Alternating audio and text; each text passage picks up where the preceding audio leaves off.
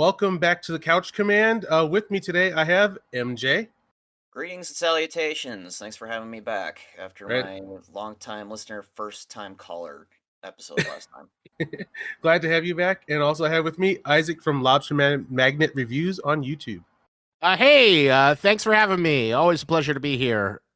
So yeah, since last we recorded, there's been like apocalypses and crazy shit happening in the entertainment industry. And I think we're chopping at the bit to talk about the Discovery HBO apocalypse. Where would you like to start? God. Isaac. Can I just give a summary?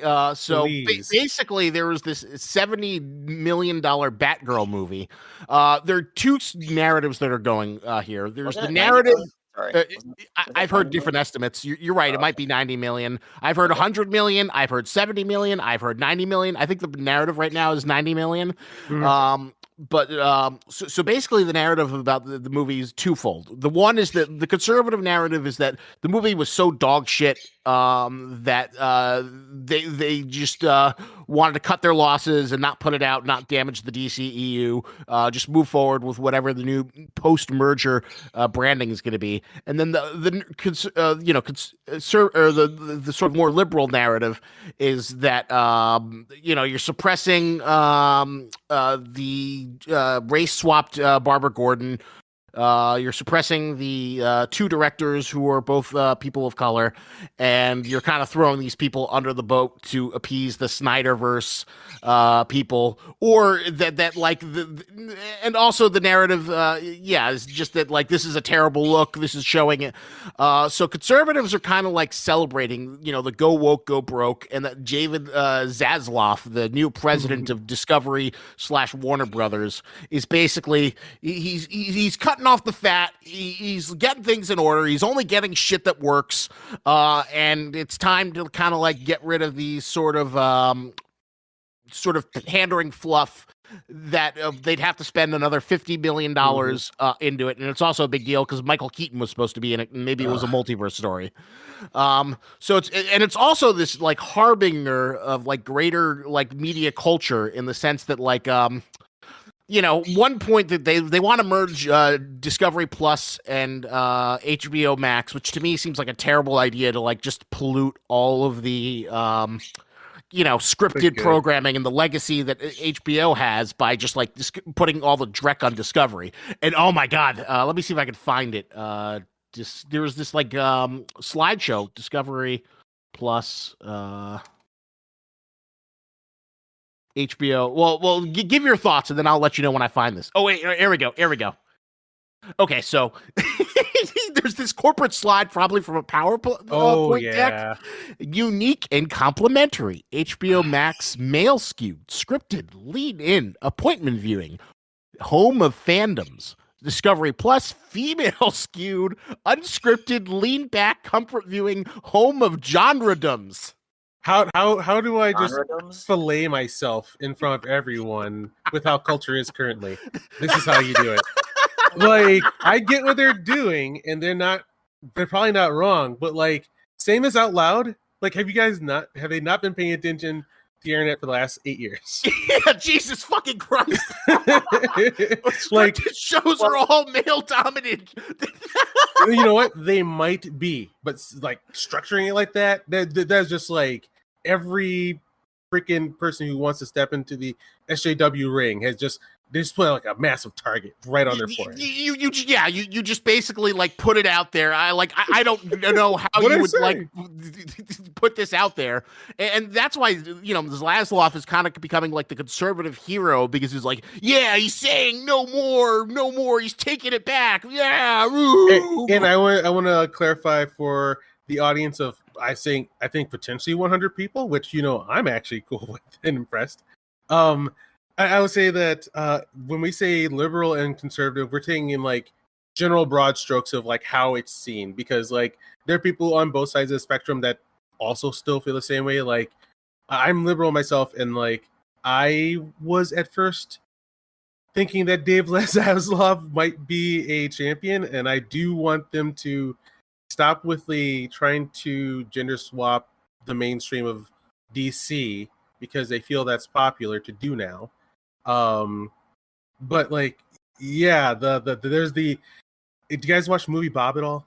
I do. I haven't watched him recently, but did he have an interesting take? Yes, he did. Like he has really put me off because like he has his own like really I think pretty ravaged takes on things. It's funny. I thought he did like a really good job a couple years back of like kind of being objective, saying this is the right wing, this is the left wing, and here's my center left take. While now he's kind of like moved towards the hyper left a little bit more. Yeah, like toxically unfortunate. Like he was one of the greatest. Like he made me smarter every video. And then The Last Jedi came out, and then he started being really snarky and condescending toward his audience. Saying, the funniest thing about sorry, finish your thought. Oh, I was gonna say, like, he was like, yeah, you just don't like it because it's a girl. I'm like, oh, dude, what happened to you? What's going on? That seems to be the general narrative of many of the YouTube essayists lately, is just like the critical drinker, for example. I mean, he keeps harping on that whole angle too. It's like, okay, guys, we get it. It's crawled under your craw. You're a little bothered by it. Does it have to dominate everything that you put out on your channel? I mean, I balance it out a little bit. So back to the movie Bob. Yeah, I fell out of his stuff because like he just went pretty sour. But like he also revealed that there are tiny things going on in the background of his life. Like he lost his dad, so like there's some aspects of like what has happened to him is I understand. So life's hard. But he did drop down a very mad. He was mad as fuck video about what's going on. So what was his take? I'll probably have to watch it after this, but keep going. His main point that we all should be aware of is like, yeah, your savior, David Zaslav, the guy who saved Discovery by creating Honey Boo Boo. This is the guy that's gonna save you. And like, oh yeah, you guys, I hate like what they like. This guy, he really did come into to make Discovery, TLC, and all this other bullshit successful. He turned into reality show trash. So yeah, we are starting to get like the guy who did that merged with HBO Max, which to everyone's surprise, we thought that was just going to be another throwaway streaming service, but like everybody kind of says like that's like the top tier of quality. It feels like it's interesting. Over my vacation, I guess he's technically my stepbrother now. I was like hanging around with him, talking about, and he like works in development at a company that like represents like Adam Wingard and a bunch of other people. Mm-hmm. So he was like kind of reflecting on, I was telling him about the HBO Max. He's like, I think it'll be fine. And then he was getting more nervous and like, oh, they're talking about cutting the 70% of the HBO development force. But it was interesting to talk to him because he's like more in the nitty gritty in terms of being like in the trenches of these wars. And he didn't give me quite an incredible insight, but he was like really surprised. And I was telling him, this might affect you. Because like he was like doing development. I probably shouldn't talk too much about this, but like there's a big nerd thing that he's like developing, which to me sounded like a slam dunk, but it was turned down by a streamer, and now he has to shop it around to another streamer. Interesting. Yeah. So MJ, what's your feelings on what's going down? It's just plain bottom line cleaning up their ledgers. I mean, you have to admit, for the last 10 years, they've just been throwing stuff at the wall and seeing what sticks. I mean, they obviously hedged a lot of their bets in the Snyderverse, and we all see how that went down. And then the whole Justice League mess. And then, they let Snyder finish his cut of the Justice League, and then all of a sudden they turn around and said, yeah, we have no interest in continuing with that. There's a reason. There's a reason that they were so weak again, that they were up to be purchased, that Discovery did acquire them, and they're at where they're at now. So Zaslav coming in and starting to take the knife to all these various projects that had in progress, even cutting some of the stuff that's long standing. Like there's rumor now that Doom Patrol and Titans are going to be cut from HBO Max and canceled. I mean, it doesn't surprise me at all. They have just been a raging shit show for the better part of 10 years now. So it only makes sense that they start contracting and trying to get things under control again. Yeah, I think it's unwise to take the hook to Batgirl, though. I mean, it was basically finished. Just get the damn thing out. Get some return on your investment there. That's just stupid. that was the insight that he gave me that I could share with you. The stepbrother guy. He said that HBO Max he views as kind of like winning the streaming wars right now, just because they have a perception of better quality, better talent in the HBO backlog, which goes a long way. So he thinks they're kind of like in the best position out of all the streaming services. All right. Let's see. So with Batgirl, like all of the screenshots I saw from it did look very bad. Like I was seeing what looked like lower than fan film. No, not fan. Definitely better than fan film, but lower than Marvel MCU TV. Like it was looking kind of like television. Yeah, it was looking like it was a television production. And then like you can't have Michael Keaton come back and have it look like that. Michael Keaton is too huge for it to look like that. But what I'm hoping, I gotta finish real quick. I want to say what I'm hoping and begging for is, please God, please, just release it as under a special brand called Elseworlds, so we can see it. MJ. That would be great if they actually would go with Elseworlds, because I'd love to see a what if-esque series from them based off all the old Elseworlds stories they used to do, because I love You could get away with anything, any tone you want to, any universe you want to, any fuck up you want to. And just have it Elseworlds and have the new main brand be something else, which is what I hear is another thing that is what Zaslav is probably wanting to do, but will break my heart because Henry Cavill is an astounding Superman. But I hear like what they really want is not the mess that was created. They want to start from the they want to start from the beginning again. They want to make sure they can craft it from the top to be quality, and they want to do a Superman, and they want a Superman that they can say, your ass is mine for 10 years. I don't give a fuck what else you want to do. And Henry Cavill's now too strong and powerful to do that with. So you think he has too much, clout to like be pushed in that position? I think so. Like, so while he hasn't off, and he can just go do Geralt for another couple of years with Netflix. So. Could he? Does he have a guaranteed season 3? Yeah, season 3 is from what I heard is definitely happening. And I wouldn't be surprised if they milk another season out of that too, because it's amazing the following that series has gotten. But he's got star power. Like he's got a look and a presence that has been untapped.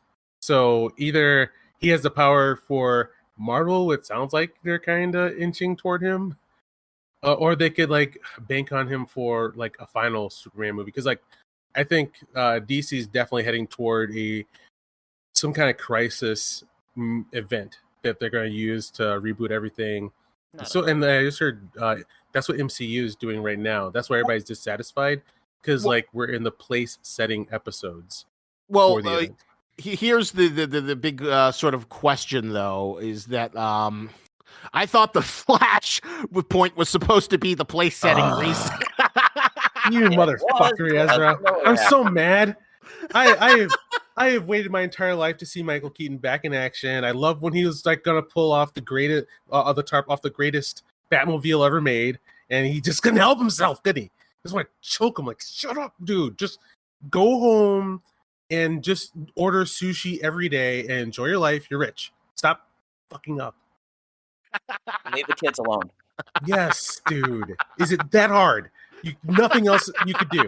You can't think of anything else to do with your money. You just want like what you call it, special services to come in, settle them down, and for the love of God, please, just let me get my Michael Keaton Batman. Let me get the 20 minutes of screen time of $200 million Michael. I don't care Batman. What he wants. You put him in a bathtub of champagne and serve him whatever he wants, and just massage him every time he says he wants to do something crazy, like pop another like strawberry in his mouth. Just you. If only that's simple. The thing is that's become obvious when it comes to Ezra Miller is he needs help. Yes. There is something going on with him. He needs help. And if there's one thing that they should be using aside from the reportedly good feedback that the test audiences are giving on the Flash movie, because apparently WB is testing on its audiences right now to see if it's even viable as a release. is they turn around and they use any of the money from the movie to just help Miller get some help because he's got outstanding restraining orders against him in 2 states from families that are trying to get him away from their kids. Mm-hmm. I mean, there's something seriously going on, and he needs to turn himself in and just get some help and admit that he needs help. I was gonna say what seems like is like if we're gonna be serious about it, like fame madness, like up to this point he has been treated as a darling in Hollywood, so that like he's had a sphere around him that has never really demanded that he needs to act right. He has had so much fortune up to this point that like why would he get help for himself from his point of view? Until like now his career is about to come to an end, he'll lose all of his power, so maybe that'll get him to slow the fuck down, get a therapist, and please. Yeah. And maybe that'd be the best thing for him. Just get out of the game and get yourself right. Yep. I agree with that 100%. He does need to like get the fuck out, needs help. And it's interesting to see like how much further is he going to go before he's just like put into rehab or some kind of psychological help. Although as a cynical person, I find it endlessly funny. Just like how far he's been able to go with that. I'm transgender and non-binary. Did you ever see that clip? Oh, I've not seen the clip. But I have seen like how much adoration he's gotten up to this point that has probably like fueled his brain to think that he is as great as he thinks he is. Yeah, they are. Sorry, that they them. That is always such weird, just because they them feels like you're talking about a plural. Yes, it does. We're trying to help out with the general public who's trying to figure out how we should be talking about that. So we should actually just try. We will try. I'm just saying linguistically it feels weird. We'll see. Maybe something else will come. I kept on proposing using an X where the S should be or might not be. So it would be Z or Z. Anyway, sorry. I've heard that before, but okay. I like X's, Z's. Anyway. I'm gonna stick to trying using his name to see if I can get around it. So Urza Miller, you said that wrong. Ezra Miller. There you go. Was like really big, because of, my non-binary identity. And there are all these videos of him being like taken by cops. And then when he's being taken, he's saying, I don't want to be handcuffed by a man. I'm transgender, non-binary. I'm transgender, non-binary. Don't touch me. It's like trying to use that as the ultimate deflection from like facing any kind of consequences and just like claiming like the KKK is after me. Yikes. That person it does need. I mean, like Jared Leto's another example of that. He has, a slightly cultish following around him too, and he gets so absorbed into his method acting world around him, and he's another one you really got to worry about. Yeah, well, I mean, Jared Leto's just kind of like insufferable. It feels like Jared Leto like hasn't committed any crime. I haven't looked into all the wrongdoings outside of the creepy stuff he does for his quote unquote method acting. Yeah, but like he's not going around assaulting people. Have you ever heard about the 30 Seconds to Mars retreats to the tropical islands that occasionally happen? No, rumored that shady stuff goes on those cruises, and Lord have mercy. He just bathes himself in cult leader adoration. All right, really wild to look it up sometime. It's really wild. Yeah, let's not get too far off topic because we gotta finish out our geeking, and we still have a review. And I want to say like within 2 hours. All right.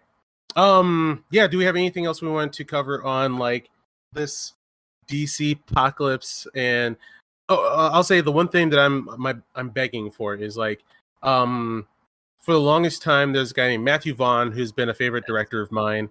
Oh yeah, he's really strong.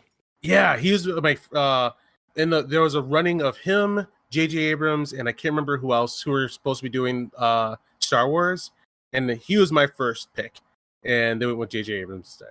Jar Abrams, be gone. Yes, but like Matthew Vaughn apparently has like the greatest Superman trilogy script of all time, just sitting around, and people have talked about it, seen it, and they're like, "Holy shit, yeah! If you want to do a definitive." So that is what I'm begging for and hoping for. I want to hear that news that says Matthew Vaughn been tapped. Let's do this. We're going to turn up Cavill. I want to see that happen too. I mean, Cavill physically is the best encapsulation of Superman I've ever seen on screen. They just got to write Clark Kent a little better. That was the biggest thing that was missing from the Snyderverse movies. You're definitely gonna say he's better than Christopher Reeve. Christopher Reeve's the OG. You can't knock him down. It's like Keaton and Batman. Gotcha. So below the gods of Keaton and Reeves, you're definitely right. Cavill, like I want him to be like the Superman of this age, and like I even love him. Like I've loved the movies and him in it. Like all the ones that people hate. Like I've always enjoyed. I love Man of Steel, except for that one part where Superman busts the world engine when he shouldn't have powers. They said this. Just try harder. You'll be fine. Oh man, yeah, Man of Steel to me is a masterpiece, except for that one part, which is a giant finger poke in my eye that hurts still. But yeah, my fingers are crossed, and yeah, they're looking for their Kevin Feige, which thank God, like Dave Zaslav doesn't think he's that, so maybe there's hope. But yeah, it seems like unexpectedly finding another Kevin Feige is harder than it seems like it should be. To me, it seems like all you need to do is have someone who cares about the universe you're doing. But concentrate on making a good Superman movie again. That's all I want to see. I don't want to see another freaking Batman movie for a while. Just give Bats a rest. Just concentrate on Superman.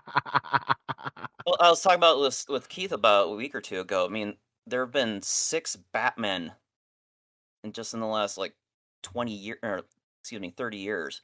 There's been what, 3 Supermen ever on screen? The Batman movie, like I can barely register a response for it. It's just like another one, okay. Like yeah. Well anyway, getting off the generalness, Isaac, what have you been geeking on lately?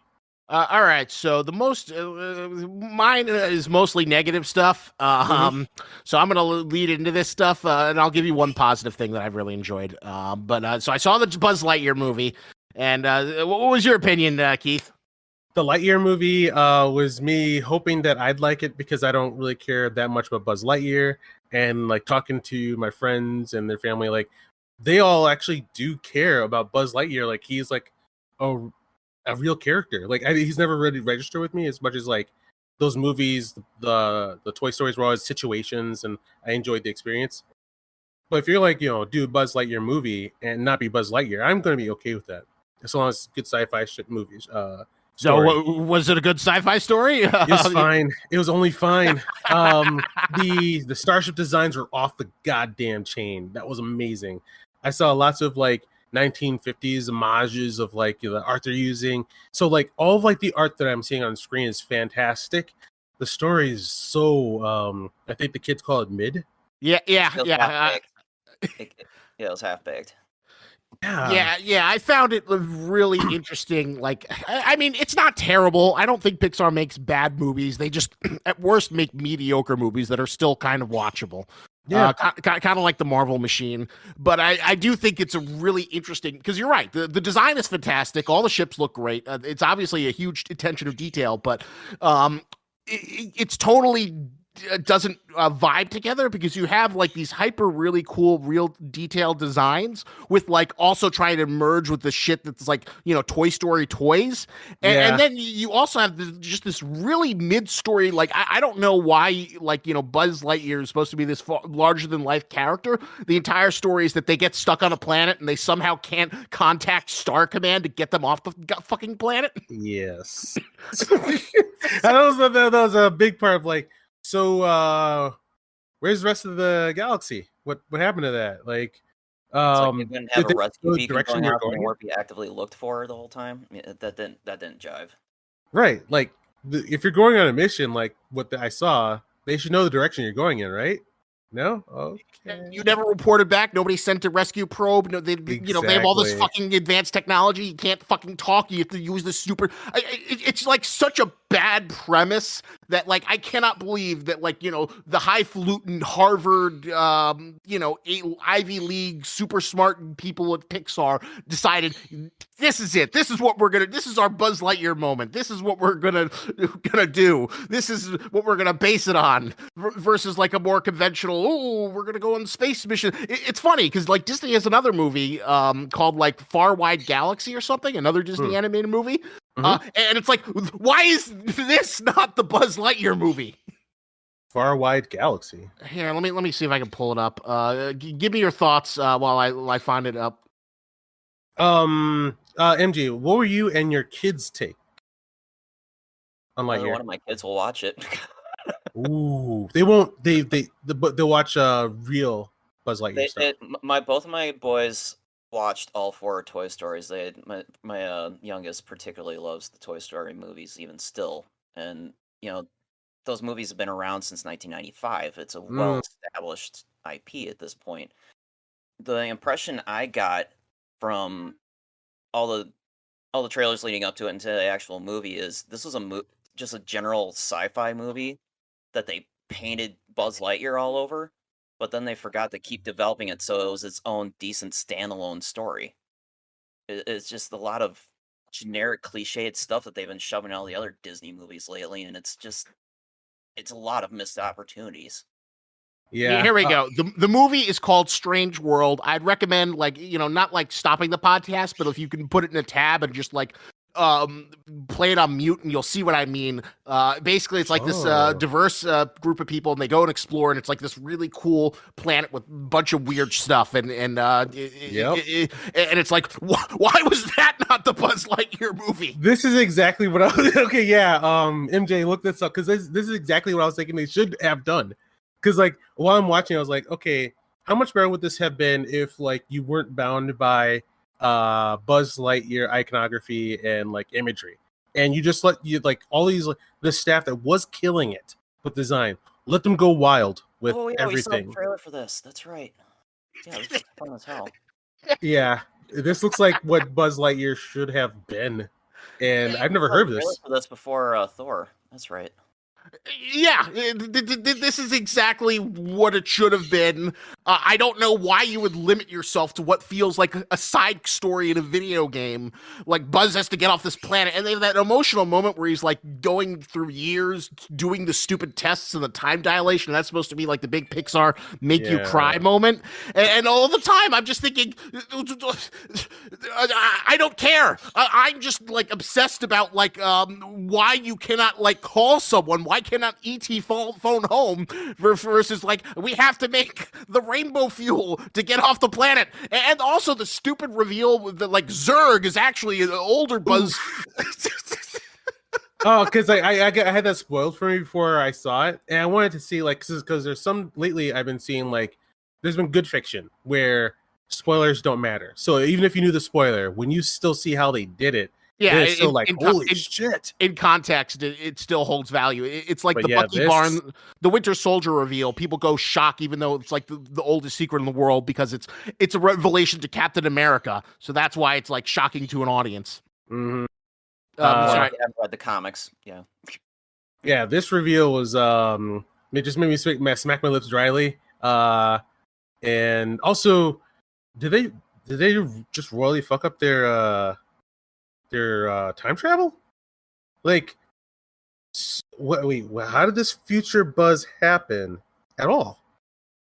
I don't know. He explained in the movie he basically reversed how he was flying forward. He basically warped backwards in time. Yeah, I guess I understand. Like, at what point he sapped all the energy of his hyperjump crystal. So, at what point did Buzz Prime and Future Buzz split? Like, yeah. Does that make sense? That's another big problem with the movies, that like it tries to I think what's really remarkable about Buzz is that it finds that perfect line of like appealing to nobody. Yeah, I definitely saw on the screen how hard there must have been several different like people who are trying to hold hard onto this vision they're trying to get. And like there are very smart people involved. But yeah, it ended up being something for no one. Yeah, because like it's a little too high sci-fi for a casual audience, but it's not high sci-fi enough to like appeal to like someone who'd watch Interstellar or 2001 or read The Three Body Problem, and it's also not like like that good of a fun pulpy adventure story for people who like want more Star Wars. Yeah. Oh, you're doing a space adventure where you only stay on the one planet? No. That's not how you do a Space Ranger story. What I thought was kind of funny is, they have that placard at the beginning of it. Back in 1995, Andy watched a movie that sparked his love for Buzz Lightyear. This is that movie. I'm like, that is so tacked on. Because if they were gonna commit to that whole thing that this was actually the movie that Andy watched back in 1995, and that's why he wanted the Buzz Lightyear figure, and thus the entire premise of the first Toy Story movie, really commit. Because I've told Keith this before, if they wanted to end this movie properly, they would have shown the big happy ending scene with Buzz, and then they'd pull back and they'd have Andy watching the movie in his room with all of his toys gathered there, and then they'd pan back and show Buzz and Woody sitting there, and Buzz. That would have been cool. And Buzz just turns to Woody and goes, "So, what'd you think?" Yeah, these were cowboys. And Woody just turns to him and says, "Meow meow meow meow meow meow meow meow." That would have been fantastic for me. Meow meow meow. That would have been pretty great. Sox was a cute mascot, but yeah, I think also the trying to sell it, like I do not one, this does not feel like a movie that would be made in the 90s. Two, I don't imagine. Yeah.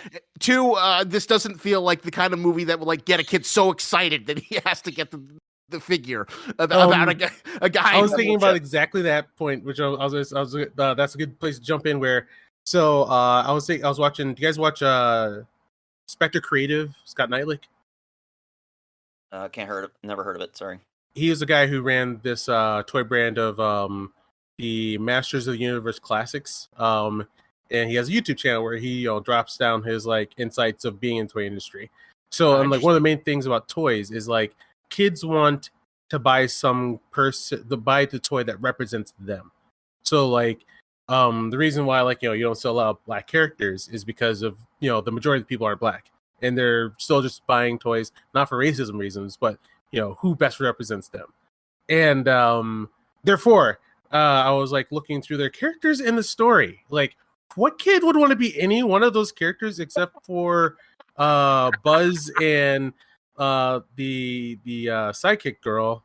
Damn, Izzy. Yeah, there's only two characters you'd want to be, and there's a gigantically small number of black girls who give a shit about awesome sci-fi. And my sister was almost one of those kids, and she wouldn't have wanted this. Yeah, the toys they lined up, that I'm looking at them right now, because the way I grew up with toys is toys, I was toys just representations, so they just had to be a good design. So I might actually be picking up some of these Lightyear figures that are fantastically generic enough that they're just spaceship guys and spaceships. But then you look at the other ones of the characters, and it's these ugly character, they're ugly, but they're Pixar charming character heads on top of body armor that should be from any generic Walmart toy. Well, they also had this Waititi character. Come on. Wait, what was that, MJ?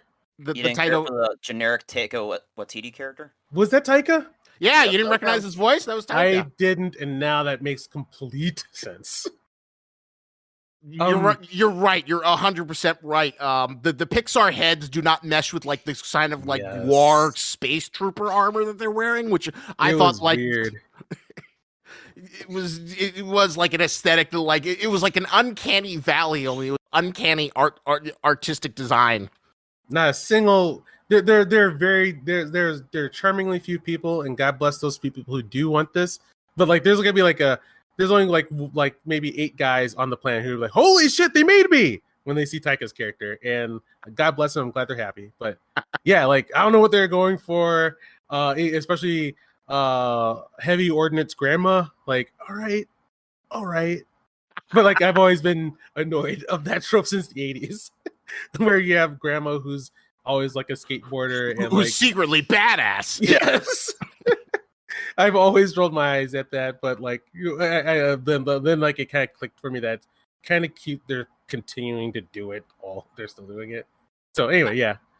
Lightyear, unfortunately, God, I wanted another Treasure Planet situation, because when Treasure Planet hit, I cried. That's my number one Disney movie. No one got it, and I got it, and I loved that experience. So I thought Lightyear was going to be one of those, but no. Lightyear was mid.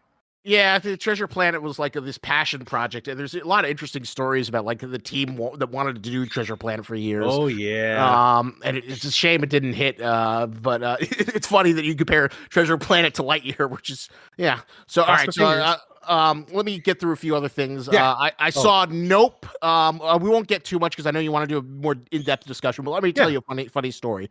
So I went up to Maine for this resort that my dad's family does that they love called Quisisana. And so there's a drive-in movie theater, and I'm like, we're going to go see Nope. Because I kind of like learned what the big twist. It's not a huge twist, but I thought it was a brilliant that like the twist. I love that. I thought you can't say that out loud. That's a giant spoiler. Yeah, but we've got to get that. We gotta get that edited. We'll beep it. Okay, you can beep it. You can beep it in post. Yeah. No more spoilers though. I love that element. Yes. And once I learned that, it's like, okay, we have to see this movie. We have to go see it at a drive-through. But the thing about the resort is they have like shows where all the whatchamacallit staff is like Broadway hopefuls, people who study music, so they put on all these shows at night. So you don't want to miss the good show. You want to be cultured. You want to listen to the opera. You want to watch the Dirty Rotten Scoundrels musical. So we picked. I picked this night that we're gonna go. They're just doing freaking piano shit. So I get my brother and sister, a few cousins that want to go. Eventually, my dad wants to go. But like my sister's like, oh, I don't want to leave too early. It's the cocktail. And I'm just like so angry, like running out of time. We got to go. It's like 30 minutes away. So like, we're not going to go, but then we are going to go. Then my brother put his weight behind me. So then we were going to go. So it was like this mad dash of who's getting in the cars. Let's go to the convoy. We don't have reception. We're going to get there. Oh God, there's this weird hick guy who's scary, who's giving instructions, and oh no, my cousin lost his battery power because he didn't do it right with the lights in the drive-in movie theater, and it was hard to see the screen. So I need to see Nope again, but I'm glad I did it because it was, the drive-in movie theater was kind of like the best way because it is kind of like an homage to Jaws. And some people enjoyed it, the novelty of like being out under the stars and then like, the ship's gonna get you. Was that the ship? Is Jean Jacket gonna get you because the car, you ran out of battery and the car radio went off? I'm sorry, I'm bewaring of any more spoilers, but yes, okay. But like, I'm really sorry because I absolutely loved that you're gonna see it, and I thought that was like the greatest way possible that one could see it, and no, apparently. It would have been if I'd gone to a drive-through and I knew what the like how do you get the car in, but I was driving my dad's car, which I don't drive that often, so I wasn't quite sure what to put in the settings, so I'm like panicking getting the settings right.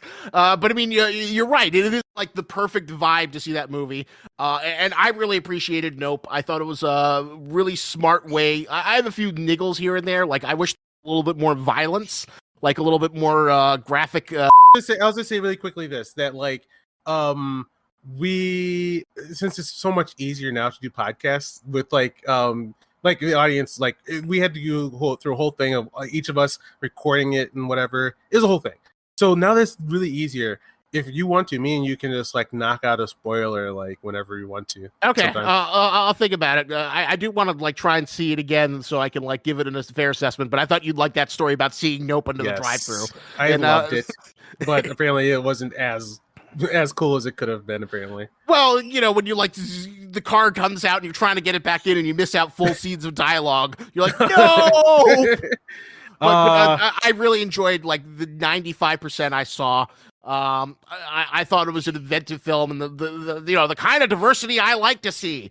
New talent, new ideas, twists on new concepts. So I was very pleased, and I'm always a sucker for something that like does a smart genre twist. And I liked it better than Us. Good, and yeah, I loved Nope so much. I had a great time. I felt the twist because it was way too just blatant what he was advertising, and my main thing was diversity, how I like it. I've been dying to finally just like, I just want to have Black people be able to just be main characters and that not be the point that like it's a Black experience. And like I watched a whole bunch of behind the scenes, and they're like really proud. They're like, yes, this is the point. We're not doing themed race movies all the time. We're just trying to normalize that, like, sometimes when weird shit happens, it could happen to a black person, and then we have an adventure. And I adored it. I loved it. This is one of those kind of movies where I was so kind of like taken by it that I'm going to be buying the Blu-ray, because like when you do this to me enough, then I need to sit down with the director and listen to the director commentary, and that's what I'm going to be doing. And hopefully it's better than Taika Waititi's director. Jerk. I mean, I have to go back to that one to finish it just to see if like maybe he starts changing, because I only got through like the beginning of that Blu-ray. And I guess my last thing that I was geeking out for positively was also one last thing. God damn it, I haven't seen much of it, but that Resident Evil series is so terrible. Damn, I can't get past the first episode. I can't do it. I want to go back. I don't know. There's part of me that like wants to see it through the end, but holy crap! I could not think of like a worse recruitment thing for I would like legitimately play that on repeat as like at a KKK recruitment. That was like so freaking terrible. It's funny to compare it to like that and Nope. So a thing that I was thinking about recently is how and this goes into why Resident Evil is so bad, is that Star Wars is as much of a fuck up as DC has been, but Star Wars has cloaked itself in social justice almost every time, so that it's not just the nerd thing that gets critiqued. So like when it comes to Man of Steel, there's no shielding on it whatsoever, or Batman versus Superman, there's no shielding, it's just Batman and Superman. But like when you have like Kenobi, it has the oh my god, Reva has experienced horrible racism, which was the main story among normal people, so that you don't get to care about like the story beneath. So going back to please, how did I start what we were talking about just a second ago? Resident Evil, they did again. Like if you put if it's female centric, then you get like this marketing buzz of that. Then like the people who hate it, it's like but if they had just did like good Resident Evil with like great action and gunplay, it would have been as popular to say like the Wu Warriors, which no one talked about. But like yeah, you need like social justice shielding, and I think that's what's doing this, so that it gets a bigger boost and shielding from critique. It's interesting because I did not see any progressives like defending it. They just sort of like the game's almost over. You can have this one. Yes, the game is almost done, because I like it's been several years of this cycle of like defending shit, and then like after like the initial heat passes, and all that's left is that horrible story that that we're trying to point out isn't worth talking about. Then they don't want to talk about it anymore because they're off to the next fight, and that's what also does, like, all of a sudden, like, without it, like, that's millions of more eyes are now on your product with the drama than without it. True, but it does help it. So, all right, so that was interestingly terrible, but the positive thing I stumbled across that I really like is I found this podcast about the rise and fall of Harry Knowles. So, MJ, Keith, do you know who Harry Knowles is, right? I'm old school internet. He's like the first big name when it came to movie entertainment news. Yeah. Ain't it cool news? It's a really, I gotta send you a link to it. It's a really interesting, in-depth podcast. I've listened to like the first 2.5 episodes, and I am loving it. It is just like a chronological history about the rise of Ain't It Cool News, kind of like almost the rise of like what the first influencers was and how they were like able to like get to the level where like Vin Diesel was like going to like one of the writers. Oh my God, you're Quint. Can I buy you a beer? Because like it was like almost famous. It's just like, please make us look cool, journalists. And they became like but you know, there's obviously also a dark side to that. Yes. And that in a way they did kind of like create the modern foundation of internet nerd culture. And then Harry Knowles was like ousted for like kind of being a sexual harasser, and he's always been a bit of a controversial figure. But it's a fascinating look. They did a lot of great job of like getting interviews from contributors to the site and people around it. Yeah, I'm sorry. Like, yeah, I don't know exactly what he did. But like, internet fame can fuck you up so bad, and like, he made so many people famous, and like now he's like a outcast monster person. Yeah, kind of. I don't know what he's Damn. doing now. I'd have to double check if he has was. It's interesting because like he was very stubborn. Like I remember Drew McWeeny was like a big writer, and he never like updated, and he still has that like terrible like Web 1.0 design. But Drew McWeeny made HitFix, which was like a much more modern movie site, and he found a lot of success. So it's fascinating. I can't wait to get through it because, like, oh my god, there's so many great insights. Like, one of the ones was that, like, apparently, Peter, like, some movie people were actually using it to like fight back against the studio. So Peter Jackson, there were like all these like hit things about Lord of the Rings, about how the studio wanted to change Lord of the Rings. They wanted more female roles. They wanted to make it at only 2 movies. They wanted to do all these kind of things. And then whenever these Peter Jackson would face these resistance, he would leak it directly to Harry Knowles himself. And publish it, and that would sort of use that as like, I'm going to reveal this decision to the world and get the fan feedback, which would give him the weight to push back against those decisions.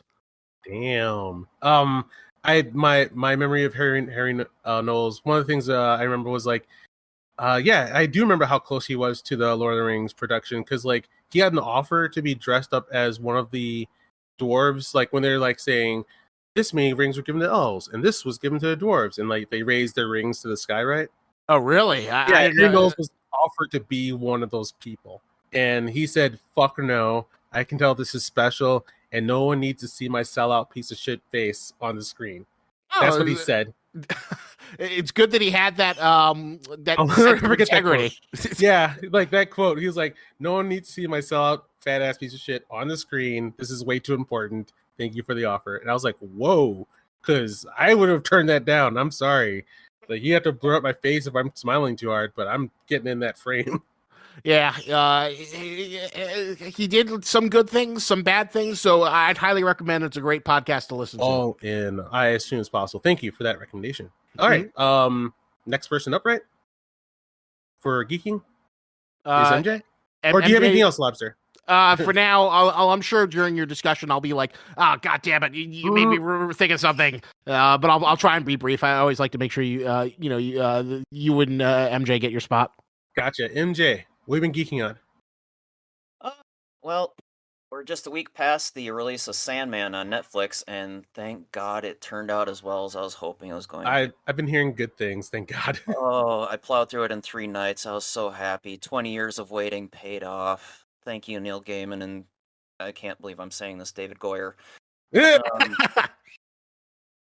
Gaiman. I keep on seeing like he's doing like these interviews and stuff, and he keeps saying all the right things. So, but I will say, like, I was not overly impressed by the first episode.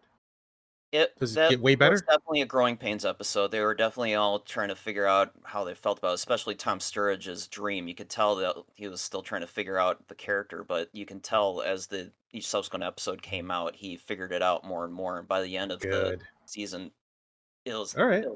It was pretty damn good. Just the way they captured the very spirit and feel of the comics was fantastic. They made some interesting streamlining choices and reintegrations of various plots from the comic and for the overall arc for the whole season, but it was fantastic. I mean, they gave the Corinthian a bigger part throughout the entire season. They brought Desire's designs against Dreamin as more of a major construct for the season. It was just awesome, and I thought the casting was great, especially David Thewlis as John D. It's just great. All right. They didn't make some of the characters as desiccated as they were in the books. Like John D was just basically a meth head in the comics, but David Thewlis is David Thewlis. And they actually let Despair wear clothes. That was probably a good decision because in the comics she never wore a thread of clothes. But she only showed up for like an nth of one episode, so hopefully they'll actually give her some more screen time so they can actually figure out what they're gonna do with Despair going on forward with the series. Gwendolyn Christie is Lucifer.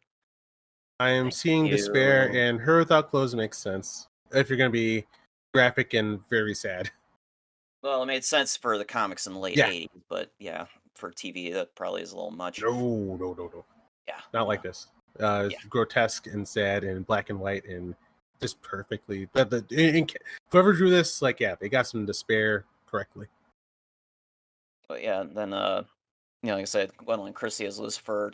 I loved her episode. I liked Kirby Howell Baptista's death. I thought she was perfect for that part. And I even was able to tolerate Patton Oswalt as Matthew the Raven. I was unsure how that was going to work because Patton Oswalt's voice is kind of grates on me after a fashion. he can definitely take you out of fiction. But it actually worked. The whole thing just worked. That actually has me reconsidering some of Gaiman's other adaptations that I kind of didn't really land too well with me, like Good Omens. Like that, if it wasn't for David Tennant and a couple of the other cast members of that, I just would have crossed it off entirely. But American Gods is still a dog piece of crap, so screw that series. I heard the first season was decent, but is that wrong? I heard it like went downhill. I appreciated the first season mostly because Gillian Anderson as Media. She was fantastic, and that's when Noah Hawley still had control of the series. But then Gaiman pushed him out because he thought they was straying too far from the original book. Excuse me. I love season 1, but I haven't gone back for season 2. I only watched season 2 because that was the episode that had the House on the Rock here in Wisconsin, and I never went back because after they left the House on the Rock, the episode just went downhill, and I didn't really care because Gillian Anderson wasn't there as Media anymore. But it's a bummer. Long story short, I'm looking forward to season 2 of Sandman because if Netflix doesn't renew it, riot, just outright riot. I mean, they set up Season of Mists at the end of the first season, and I'm like, yes, I love that arc, and I'm looking forward to see who they cast as Destiny and Delirium because obviously you don't really see them at all in the first couple of arcs, and you're not going to see them until season 2 if they do a season 2. So. Very happy with that. The other thing, I'm still tripping my way through the works of directors that I'm desperately short on experience with, and the latest one is George Miller. That must be a wild ride considering how diverse his filmography is. Yeah, I was kind of surprised at how diverse it actually is. My first admission, though, has to be that I never saw the first 2 Mad Max movies until last night. Ooh. Mad Max to Happy Feet, right? Yeah, he did Happy Feet too. He wrote and directed both of the Happy Feet movies. That's always confused me. Don't forget Babe and Babe Pig in the City. Yes, those two. And like I remember like when those came out, because like that was the era of my life where like the idea of going to see that is just like, I'm sorry, I'm not a child, but like I would go to like these like functions and stuff like that, and these grown ass adults be like, man, Babe Pig in the City was the truth. Like they loved it. And like like George Miller, apparently he doesn't miss too often. Yeah, I mean, and I guess he directed Witches of Eastwick and Lorenzo's Oil too, and I did not love expect that one. But and weird.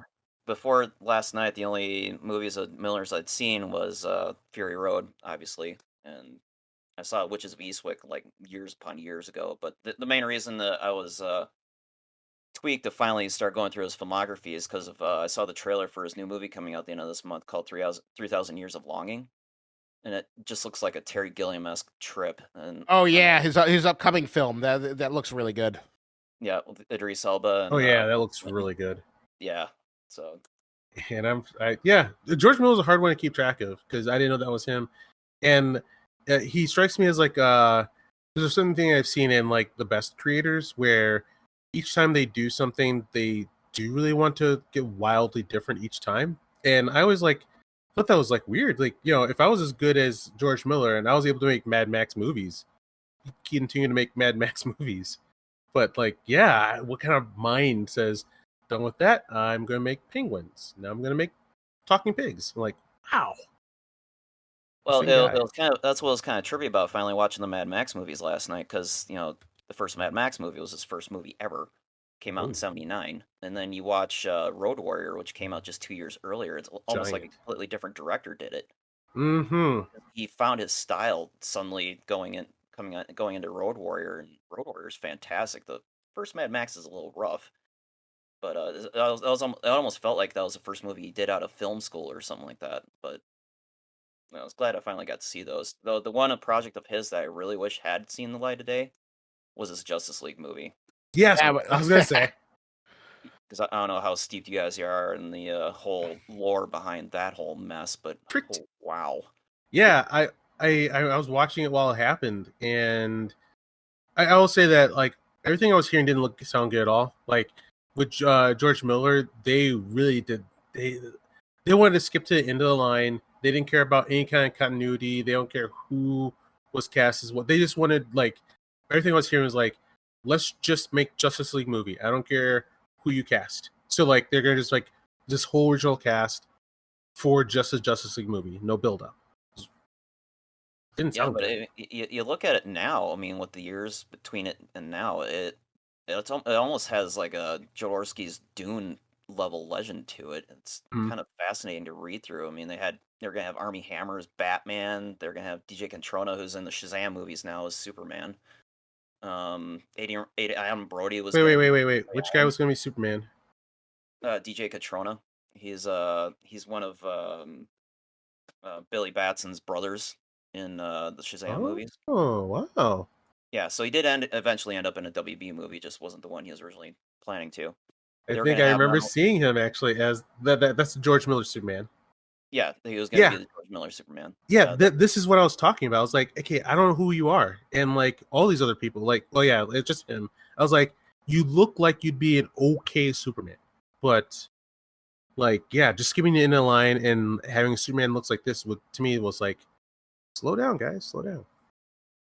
Yeah, it sounded like that was something Miller wanted to do, was just to have a bunch of no names, so that, Oh, do whatever he wants. Because he originally wanted the entire production to be shot down in Australia too, since he's another Aussie director. But then he that's a started good fighting with idea. WB over that, and yada yada yada. But they were gonna have the Barry Allen and Wally West flashes. That would have been fun to Oh watch. my god. Yeah, All right. they're actually gonna have Anton Yelchin, who played Chekhov in the J.J. Abrams Star Trek movies, play Wally West. Really? Oh, how old would you have been back then? Like, Been very much a kid. 19 or 18 or well, he was an unfortunate loss. He had a lot of talent. Mhm. Yeah, then they're gonna have the rapper Common as Jon Stewart. That's a good call, actually. Yeah, that's a good call. Then the guy who played Toe Cutter in the first Mad Max was gonna be Martian Manhunter, and Jay Baruchel as Max Lord. That one I just ouch. Glad that one didn't happen. But this one you might get a bit of a chuckle out of, Keith. Is do you know who they were gonna cast as Aquaman for that movie?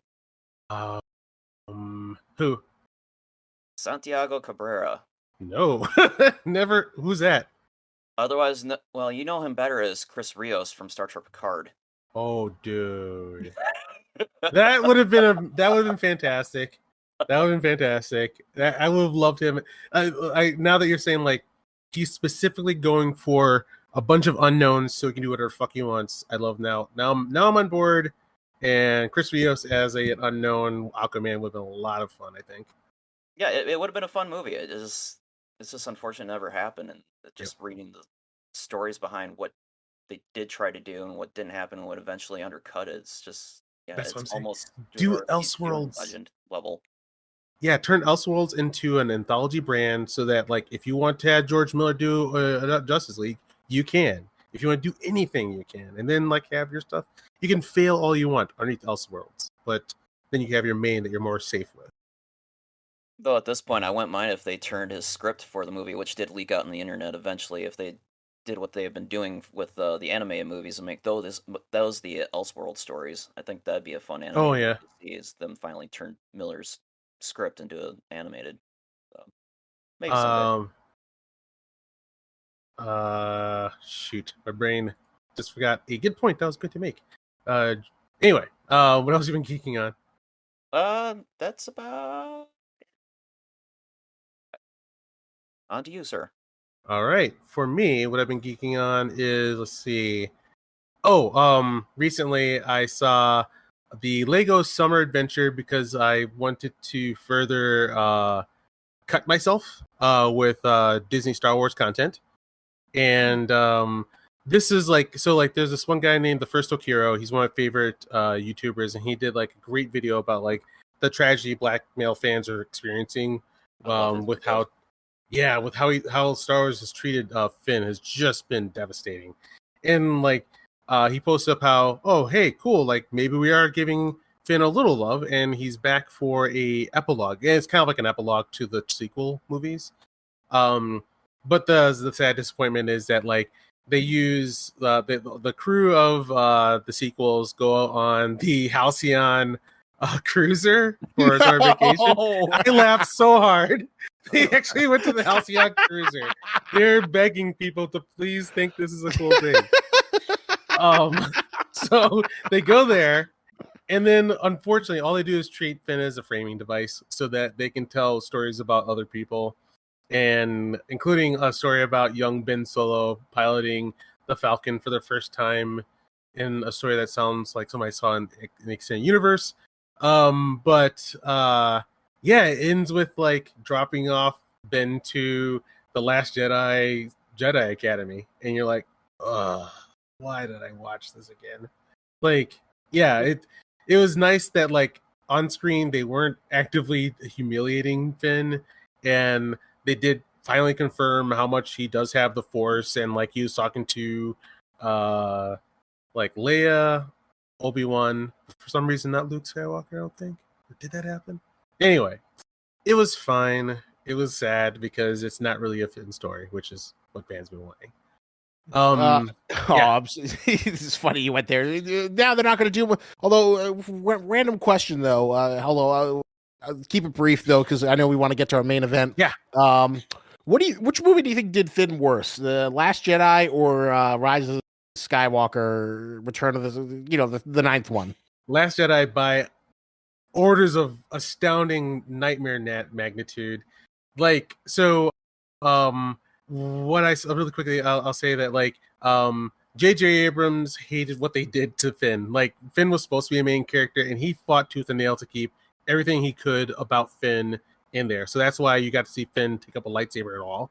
And then in the Rise of Skywalker, while it sucked, they kept on trying to give Finn true hero moments, and it's just a shitty movie though. But in Last Jedi, motherfucker Rian Johnson went out of his way to write Finn out of the story.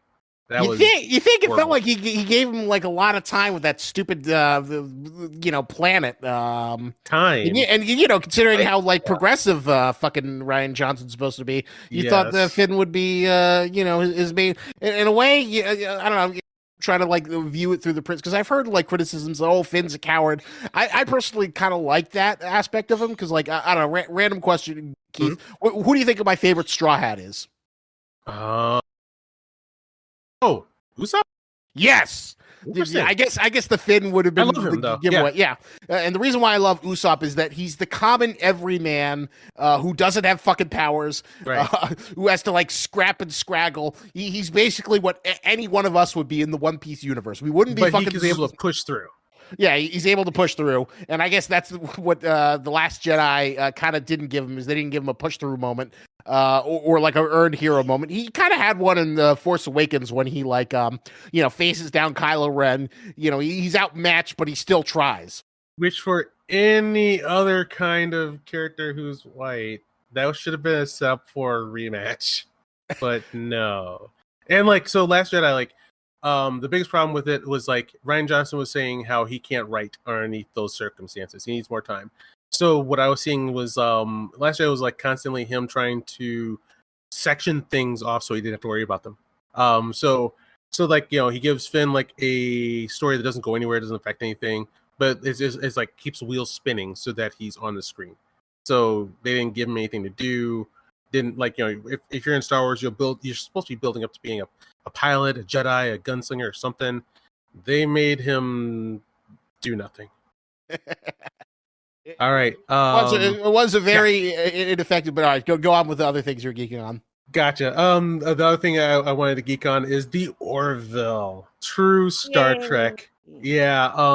And there's a scene that there's a comparative scene that I'm dying to spoil. I am so sorry that I'm going to do this one. And please, I hope that I am not being holding a double standard because of Nope.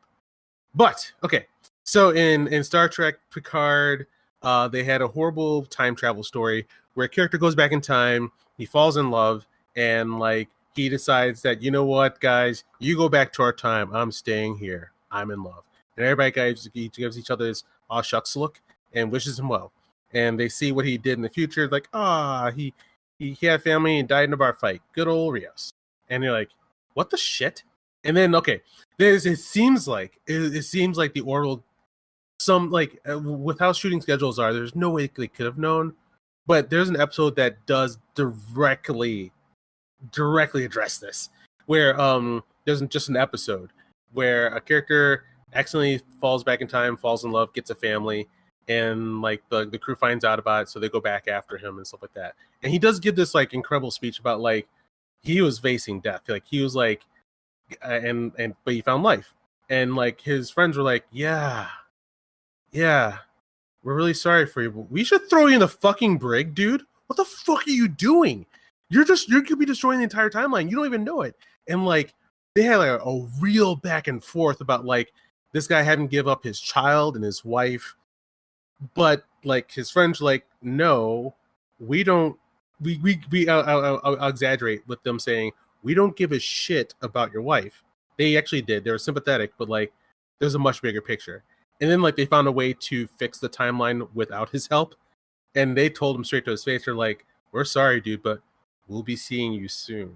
And like like it was amazing.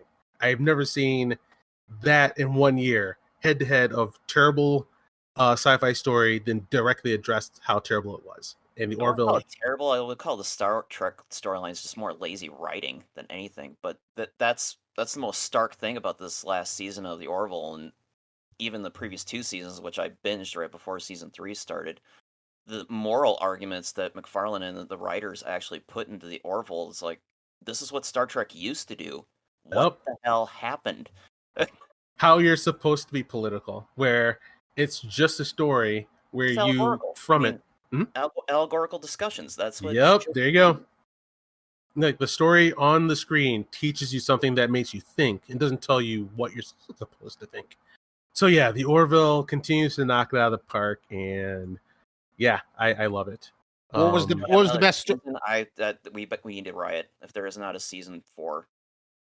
What was the sort of like best storyline from the most recent season? If you had to like come up with a brief synopsis to like get someone like, because I hear it's coming to Disney Plus, so who knows? Maybe I'll have to finally see what Mr. McFarlane's been cooking up, since I've been hearing such good things.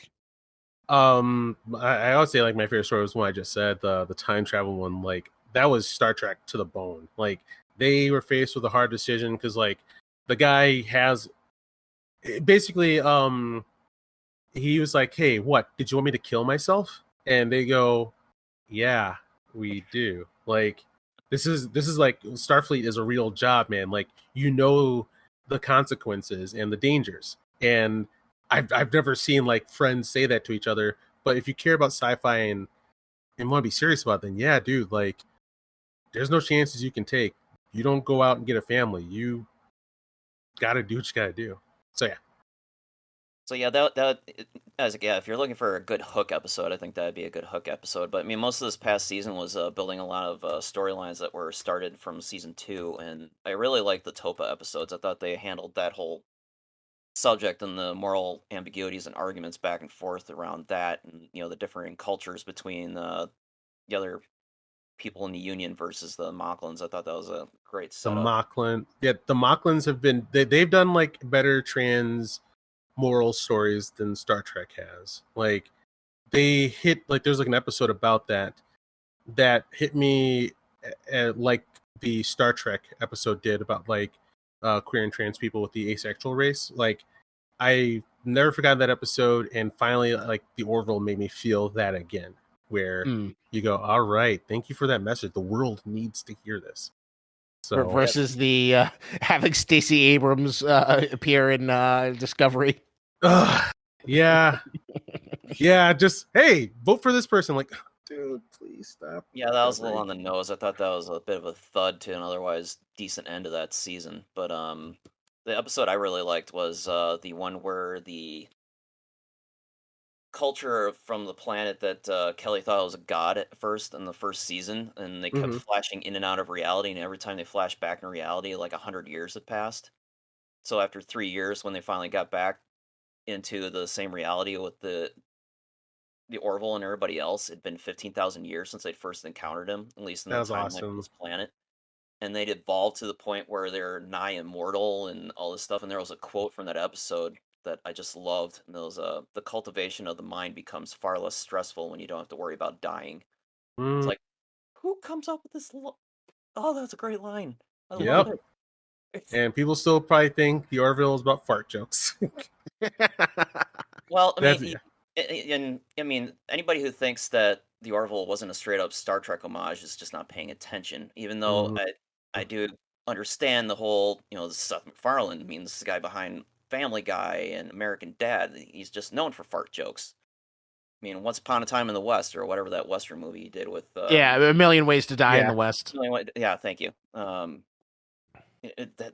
Everybody knows that's his MO. So you see him do a Star Trek homage sci-fi show, you think it's gonna be the same thing. And I was kind of glad that they dropped a lot of the off-the-cuff humor that they had in the first 2 seasons, and they went a little more serious for season 3.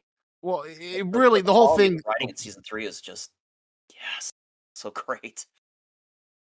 It's funny how he used yeah, it's a Seth MacFarlane show. I'm gonna be cracking jokes. I'm with my ex-wife, and then it was just his backdoor pilot or Trojan horse. Yes. Just make Star Wars, but then sell Basically. it or Star Trek, but sell it as a Seth MacFarlane comedy show. I loved it. Yeah, like when they advertised it, they made it look like it was going to be Galaxy Quest. And it wasn't even 2 episodes in. We are like, wait, this is just Star Trek with jokes that actually work. Awesome. All right. All right. Really quickly, finishing up my geeking. I think 2 more things. One thing would be, so there's a creator named Issa Rae, and she made a show called Insecure that I loved on HBO Max. Like a young Black woman in LA, she's just trying to grow up. Relationship issues, and it's just it hits the perfect tone. It's basically Sex in the City, but just for the modern world now. It was fantastic. Or Girls. Yes, the Lena Dunham. Yep. Oh, way better than Girls. God, I used to like that show, but it got so bad I couldn't look at it anymore. Let go of your hate of Adam Driver, man. Let it go. go. Man, that's only part of why.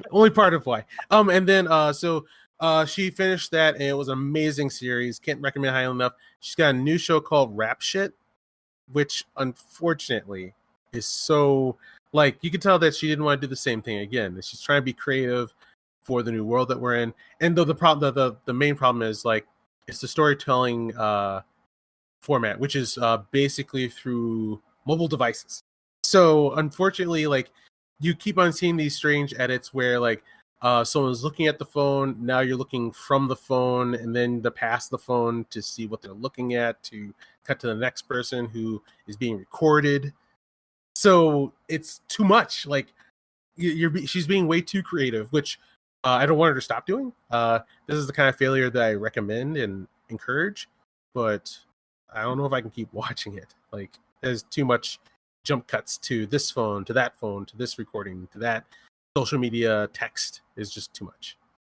Do you guys little too ADD in the presentation? Yes. Yeah, exactly. She didn't want to do the same thing again, but I hope she finds the right tone and balance, because I loved her art in Insecure. The last thing would be a kung fu movie called The Gallants. I've been, thanks to Karate Kid, my inner martial art movie fan has been slowly rising back up, and how much I used to love kung fu movies and 90s martial art movies. But this one is a meditation on getting older and through martial arts, and it's beautiful, where 2 martial arts students have been taking care of their unconscious sensei, or Sifu, who's been unconscious for maybe 20 years or something like that. So when the sensei comes out, sensei is very, very old, and now his young students are also old, and they go back to the basics of turning the kung fu studio that into a tea shop, back into a kung fu studio.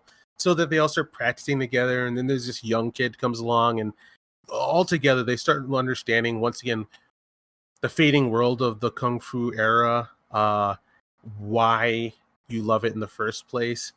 And yeah, it ends with this beautiful line from the Sifu before he passes away. He's like, how many times have I told you, if you want to get in shape, join a gym. Kung fu is for fighting. And like the layers of metaphors underneath that were fantastic. Like you use kung fu to test your body and your mind, and it's the metaphor for how you're supposed to address all of life. And yes, The Gallants, I cannot recommend it highly enough. It's a beautiful movie. When was it released? I think 2000 what? 2010. Oh wow. Yeah, far longer ago than I thought. The IMDb. Yeah, it came out 12 years ago. Yeah, it's I might even go as far as say it's a masterwork. It's beautiful. So was it what was it called? The Gallants? The Gallants. Gallants, yeah. Gallants. Yeah, that's another way to pronounce it. Yes. Yeah. So yeah. Highly recommend.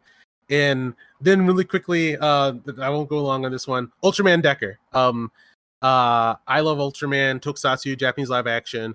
I've been trying to get back into Ultraman, but I'm not finding one that I like. The newest one's called Ultraman Decker, and it's fine so far. And I'm trying to force myself to love it because I really want to enjoy some Ultraman again, but I might have to go back in time for other stuff. So anyway, that's what I've been geeking on. There you go. Good healthy assortment of stuff. Thank you. All right. So yeah, we're going to end our recording for now. We'll see all of you on the side as we jump into a throwdown with a Yautja, but you know them as the Predator. But we'll be talking about Prey. Cool. All right. See you on the other side. There's something out there. I've never seen anything like it. I'm not frightened by a bear. It's not a bear.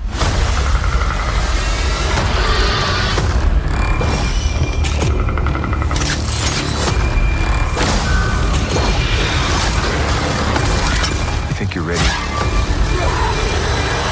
Prey, rated R, only on Hulu August 5th. Watch the full trailer online now.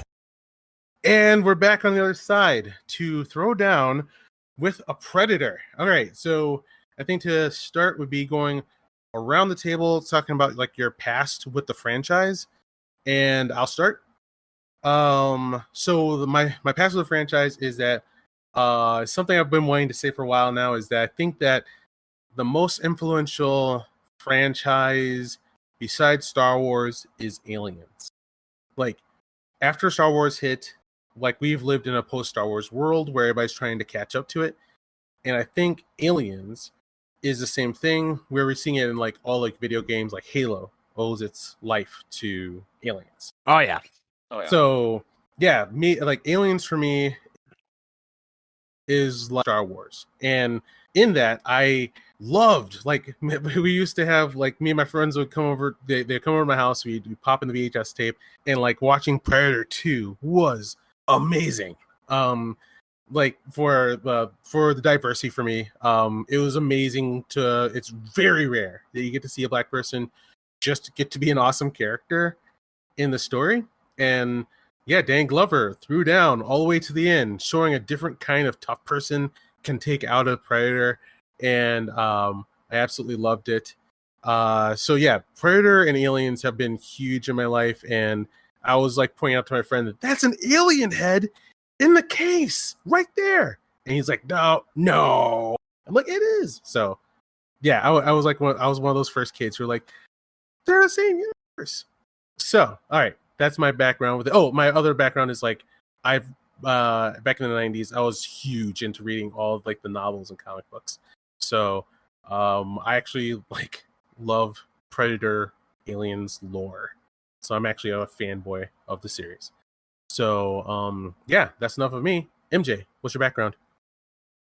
I never really got an appreciation for the Predator until 1994, which at that point I watched the first movie and The Crow on repeat for about a year and a half. Right on.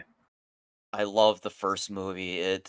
I am loath to use the phrase perfect movie but for me, Predator gets pretty damn close. It's pretty fucking close. I mean, the story, the direction, the acting, the characters, the soundtrack. I particularly love Alan Silvestri's score for that movie. That's right up there with James Horner's score from Wrath of Khan for me. It's just fantastic, airtight scores.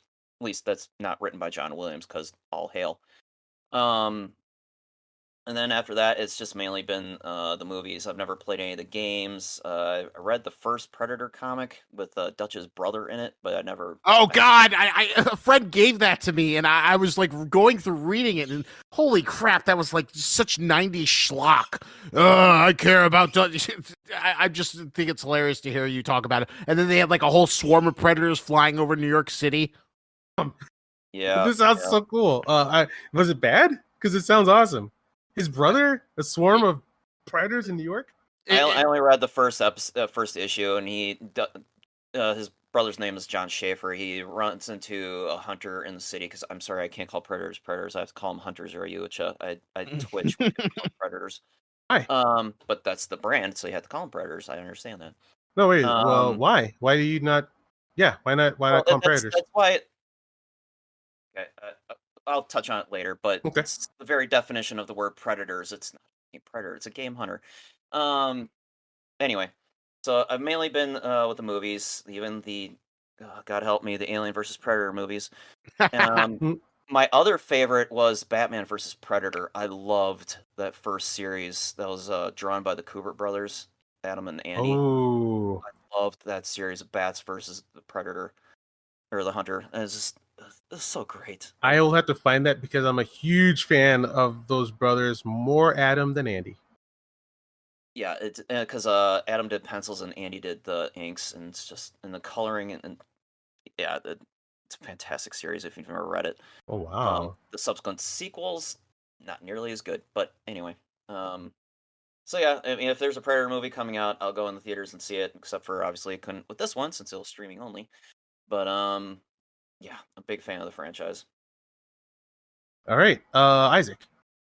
I have had a long history with the Predator. I'll be honest, with the Alien Predator, I'm more Alien. I love those first two movies. I love the H.R. Giger. I'm always eternally in a search for something that could replicate that feeling of bio-horror, which I love about the xenomorphs. God, I wish there were better Alien movies, or like, but I love things that ape the style, like Dead Space. Yes. Event Horizon, things that kind of like remind you of that gritty space truckers aesthetic and horrifying bio horror Giger terror. Those are like the things that like deep in my brain receptors, because it was funny. I discovered Alien when I was like 5 years old. I remember with my parents' apartment, it was on TV, and they watched the last 5 minutes of it where Ripley's facing off against the alien, and I was just transfixed. Like in that scene, the alien doesn't do anything like harmful, just kind of menaces her, but you just couldn't keep your eyes off it. It was like the perfectly designed biomechanical horror, brilliant creature design that in many cases no one's really surpassed. You're just staring at her in the skimpy underwear. Just admit it. Yeah. She wanted to die in that scene too. Really? Yes. She not only wanted to die, she wanted to be completely naked for that scene. That she lost the fight to the production staff to not be naked, and she had to wear the skimpy negligee instead. I actually think the skimpy negligee might have been the right call. Well, it's a scene that works. Yes. On several levels. So the Predator, the first Predator, I agree, was like the perfect movie. I think the Predator, it doesn't quite have that same bio-horror gross-out factor, but there is always something fun about the creature, in the sense that it is a big game hunter, and it treats us like how we treat other animals, and skins us and rips out our back spines, which is always kind of fun and terrifying. It's interesting because like we've seen so many different iterations of the Predator. I prefer the horror Predator more so than the hero Predator, which you get in like some of the later AVB comics. And oh god, there were so many freaking weird, like it seemed like in the late 90s, early 90s, the Predator and the Alien was just, did you ever read like Predator versus Alien versus Terminator? Yes. Oh wait, I didn't get to those. I do have Predator versus Terminator versus RoboCop. Anyway, yeah, that was another one. That was like, oh god, that was terrible. It served as like a sequel to Alien Resurrection, where they like the Terminator somehow gets into the future because like Skynet was the ancient past. For the Alien universe. So the Terminator Skynet gets in like a program that gets dug up and it starts possessing like modern droids and fuses and makes them biodroids. And then the Predators start hunting them. And then the biodroids start releasing aliens. And it is just like one of the most interesting, terrible clusterfucks of a comic I've ever seen. The ultimate quintessential 90s crossover. Let's just throw all this shit on. And oh my god, Terminator versus Predator. It was like a 4-issue miniseries. It's fun and how uniquely terrible it is. While you're talking, amazing. I might dig it up for you. Yes. But you know, I've always liked the Predator. Not as much as Alien, but they've always been linked at the hip. But I've always had an affinity. They're kind of like the OG sci-fi horror monster. The Predator's the more brawny, while the Alien's the slightly more intellectual. And I've seen every single goddamn Predator movie, and I probably see every movie going forward. So, you know, I have a great affection for it. I also love the video games. Like one of my favorite video games from the 2000s was Alien versus Predator 2. On the PC, which was, it was fantastic. It had a campaign for the Predator. It had multiplayer where you could play as the Alien, the Predator, and the Marine. The Marine campaign was super scary. You get the smart gun. Aliens are all over you. It's super atmospheric. It's great. It had this like great storytelling where you read like story logs. You got to play as the Predator and hunt people. You could jump up in trees. You had the stealth cloak. They even had the Predator numerals. It was super fun. And then playing in the Alien, you could run on walls and go eat people. You could even be a chest burster. Great series of games. No doubt. That was definitely in my era of if I hear it's a video game based off a known property, instant pass. Yeah, most licensed games are shit, and a lot of the Alien versus Predator games are also kind of terrible. But this one was good. Mm-hmm. All right. I one of the things I love about Predators is their sense of honor. Like they won't fight someone who's not like a live combatant. I just this like my love of them went through the roof when like I refused to kill that first girl. Dutch understood it and kicked a gun out of her hand. That didn't kill a pregnant woman. I was just like, Predator, dude, you're skyrocketing to the top of my list of like loved monsters or things in movies. So. But I guess like now let's dig into Prey. I'll give my general feelings. All right. For Prey, I thought it was great. I thought it was solid. I don't think it was the greatest since the first. It's not close. Well, I'll say it's not as close to being great, but hitting the tone of the first, it's doing all the right things. The only thing I didn't like was over the top misogyny. It's like I said, I don't want that. I don't need that always in my fiction. A friend of mine told me a story where she's like, well, Keith, around that age, I wanted to help out my dad and brother with some like car thing. And they literally did tell me that you're supposed to be helping out mom in the kitchen. LOL. So I'm like, yeah, I do get this. That does happen and it does suck. But as a black person, like I see racism on a daily basis that like even the most liberal person doesn't even know this happens. But I don't need that in every single movie. It doesn't have to be every time I have a black person I need to have an example of racism. Just do the story. And that's like the problem I had with like, because like I thought they were going to do was kind of like a mesh of Aliens and Predator, where like the hunter, the American Indian hunter males would be maybe a cool ragtag group of cool guys and assholes, and it'd be kind of cool. And like why they wouldn't allow her is because they care about her safety, because that's like how the world was back then. So that we could have a balance of like, you know, assholes who do want to see killed, cool guys who don't, and then like just have her like I love seeing her train, so using the axe with the rope on it. The real life God of War axe. Oh my god, I love that thing so much, and seeing her train with it. That was really cool. I clapped, and so yeah, I thought it was solid. I thought it was great. Even I'll put it on par with Predators, and I think for me, Predators and Prey have to duke it out to see who's better because like they're swappable. And it was great entry, not a bad entry like the Predator, which man, Shane Black, dude, I don't know what happened, dude. Like wow, Shane Black is better than all of that, and I'll never look at that thing ever again. That movie was amazing. I laughed so fucking hard. It was like a meme internet movie brought to life, especially when like the predators are like trying to find autism. This is like the next evolution of humanity. I literally like pissed me off so hard.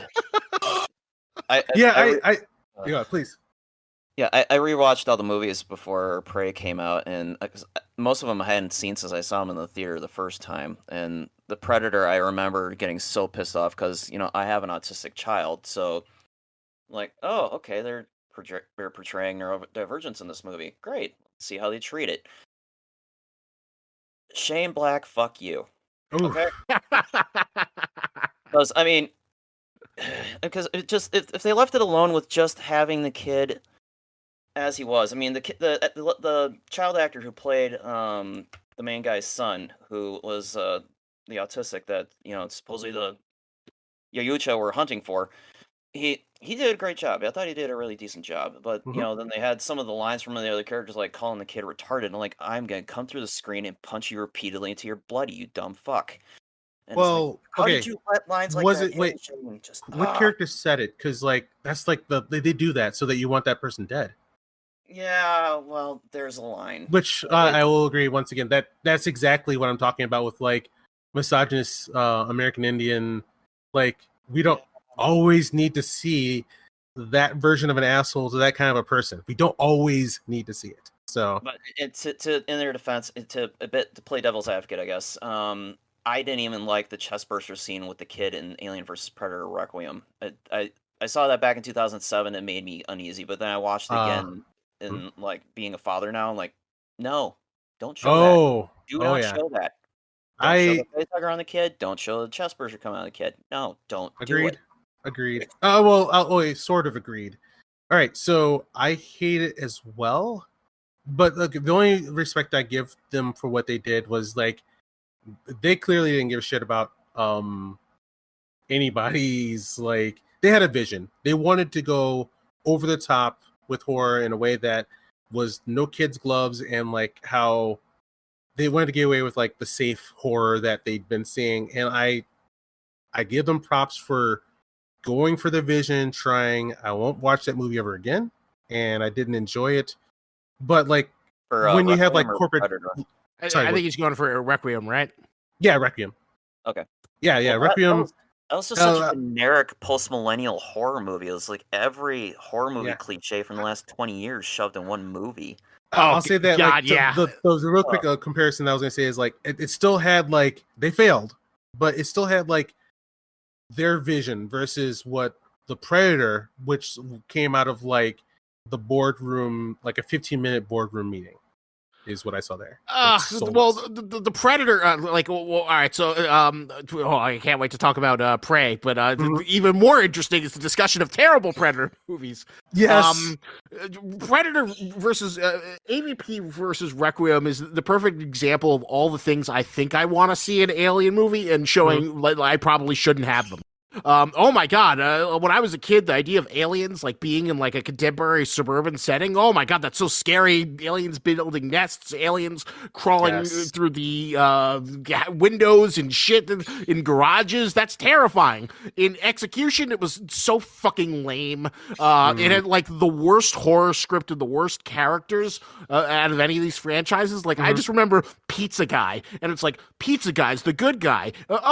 Here's the girlfriend who really likes Pizza Guy, and the bully guys are gonna get rid of Pizza Guy. It just felt like the same, like the dumbest version of like the most basic bitch story structure out there. And the Predalien impregnating actual human pregnant women with multiple alien eggs. I'm like, what?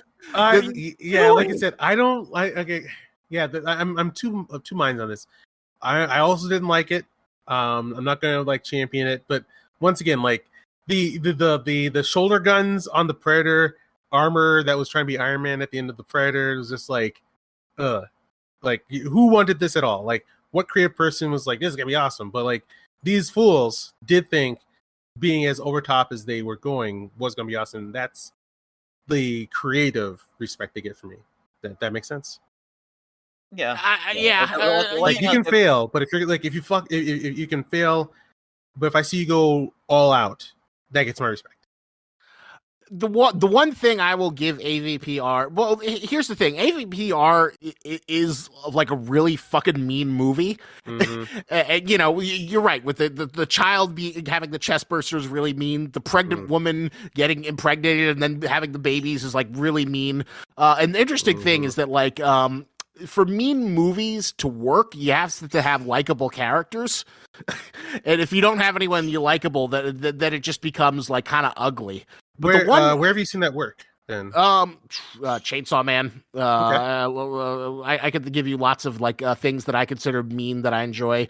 Jujutsu Kaisen is what I'd consider to be a mean series that I enjoy. And I enjoy things that are Game of Thrones is like the most example of a mean series that people enjoy. Okay, yeah, yes.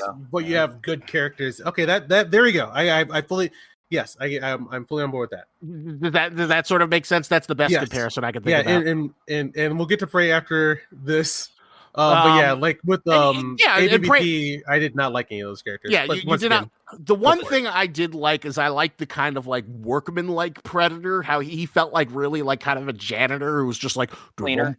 Yeah, the cleaner who's just like, oh fuck, I gotta go dissolve all these bodies. It's just getting out of control. Oh, I'm all alone. Jesus Christ. That is the one fun thing about Requiem. That's the only time you've seen Yautja Prime in any of the movies. Oh, really? Is that like is that their like home planet? Yeah, their home planet. It's the only time. Oh, yeah, you're right. Yeah, because you know he got the signal from the hunter ship that was circling the planet from the end of the first movie that the Predalien was born from. And he gets the signal. Oh, all right, time to get my job. Time to punch in. Yeah. MJ, what'd you think of Prey? Oh, way to reel it back in there. That was all right. I mean, it was a mid-tier Predator movie. I mean, I have a standing fandom for Amber Midthunder anyway from when she was on Legion, which is a movie, which is a series I heard that's a really good series, right? Yes. Except for its treatment of people of color, but you know, we'll get to that some other time. I already had a standing fandom of her, so I love that. But yeah, it's. I like the fact that it was a simplified story. They weren't trying to outdo themselves like the Predator was trying to do, and you know, trying to just expand the world beyond that they could control it. And I did like the little nod to Predator 2 at the end with the pistol. I thought that was kind of a neat little Easter egg they threw in there. But yeah, the the controversy around that. You probably saw me post about it. I wouldn't even call it controversy. It's just that like in the Predator fandom, there was a comic book about the pistol already that everybody kind of held to the heart because it was a really good story. Like a honorable pirate, ending up back to back with a Predator, and like dies and says, "Take this," and hands him the gun. Then that's what he says to Dank Glover when he hands the gun to the guy. And then like the first thing that came to my mind was like, okay, you're saying that she doesn't hold on to the pistol, and it goes back to a Predator. Like to me, that implies that she gets taken out by a Predator, and I don't want that in that story. That makes Look at that, and how often do the Yautja actually go back to the same hunting ground? Even though it is kind of weird that this is the first story. Well, I shouldn't say the first story because the Predator didn't do it either. But you know, the main thing from the first few movies was the Yautja were attracted to hot and climate heat to go do their hunts.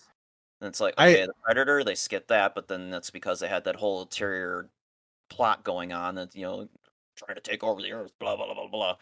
And then this one, yeah, it wasn't the hot time of the year. It was just like nice, moderate fall there.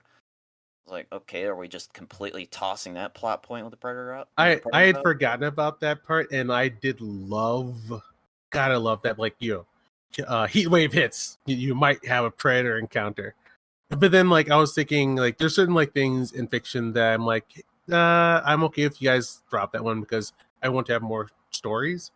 So that I can have more Yautja encounters. I was okay to let this go. And also, you can do a little headcanon on that because that predator looked very different than any other predator I've ever seen. So it could be a different like subspecies that can handle fall weather. It is interesting how like now you could probably make the argument. I don't know if anyone's ever going to do this, but like we've gotten so many like different like subspecies of Yautja. I kind of wonder how many different clans there are because in Predators they had like the baseline Predator, then they had like the super Predators, and then this one in Prey, this Predator felt like a little bit different from the traditional Yautja. So was he like a part of like a sub clan or a clan that was maybe outliers from the primary Yautja society? He is called the Feral Predator. I've been watching like lore videos, and there's one last one I didn't watch that I might have said that, but like the director Dan Trachtenberg, he's a fan, so like he actually did like he didn't like to say make me a predator and let's make the movie. Like he got dorky about it. He's always wanted to see some kind of like biotech combination so that the mask it's wearing is this predator having taken down a giant foe and combined it with predator tech. So they put thought into him. That was a really cool design element. I did love that scene where he like gets like the wolf skull. He uses his dissolving solution on it, and then it was a great design. The part of armor. The skull with the little bit of predator tech, and then over his mandibles. It was a great way to like. Because you could say that like the Predator's kind of lost its mystique. Everyone kind of like knows what's under the mask, but this was like a great way to like kind of revitalize it. And then Isaac, your general feelings about Prey? I thought Prey was fantastic. I thought it was definitely in the upper echelon. I'd say maybe either the second or third best movie in the franchise. I thought it was a really impressive example of like a high concept, low budget, but still, mid thing movie where it was just like perfectly executed. I did have a few problems. Like I kind of wish like some people were saying that they should have spoken in Comanche, and supposedly there's like a dub, but it's like dub versus like filming the whole thing in Comanche. I felt like that because like my complaint is the dialogue felt a little too modern. Like it did not feel like this is how Comanches would speak in the 1700s. It felt very contemporary. I would say French. You notice the French were all in French the entire time, except for the one Frenchman who started talking to Naru, and then all of a sudden talking in English. I thought that was a little jarring. It's like, just if you're gonna commit, just commit. Have all the Comanche speaking Comanche, all the French speak French. Get your shit straight. I think if they wanted to do it, like the 13th Warrior has like a scene I love where they have like where he's like sitting around the campfire and they're speaking their native tongue, and he figures out their language. Yeah, that was and then it transitions about that scene every so often. That's like such a great way to do it, to like sort of introduce you to like, and then transition over. I kind of wish so you could have that sort of authenticity and then have like a device to show us that like we're just gonna speak in English even though they're speaking their native tongue. Was the 13th Warrior McTiernan too? I think it was. It might have been the film that got him blacklisted. Yeah, because McTiernan did that in Hunt for Red October too, when they were all speaking Russian on the sub, and there then you go. Zooming out his mouth, and then he started speaking English the rest of the movie. I know the same guy. Too. Yeah, it was a huge bomb, so it might be why he doesn't do movies anymore. Because you'd think a guy who was like diehard in the fucking Predator under his, his directing resume over that he'd be like the first guy you go to action movies, but he hasn't really done much as of late. Yeah, I didn't know that. Yeah, I guess I hadn't kept track because like when me and my buddy saw 13th Warrior, we thought it was amazing. So I didn't know it failed. All right, but yeah, the language for me, I wasn't bothered whatsoever.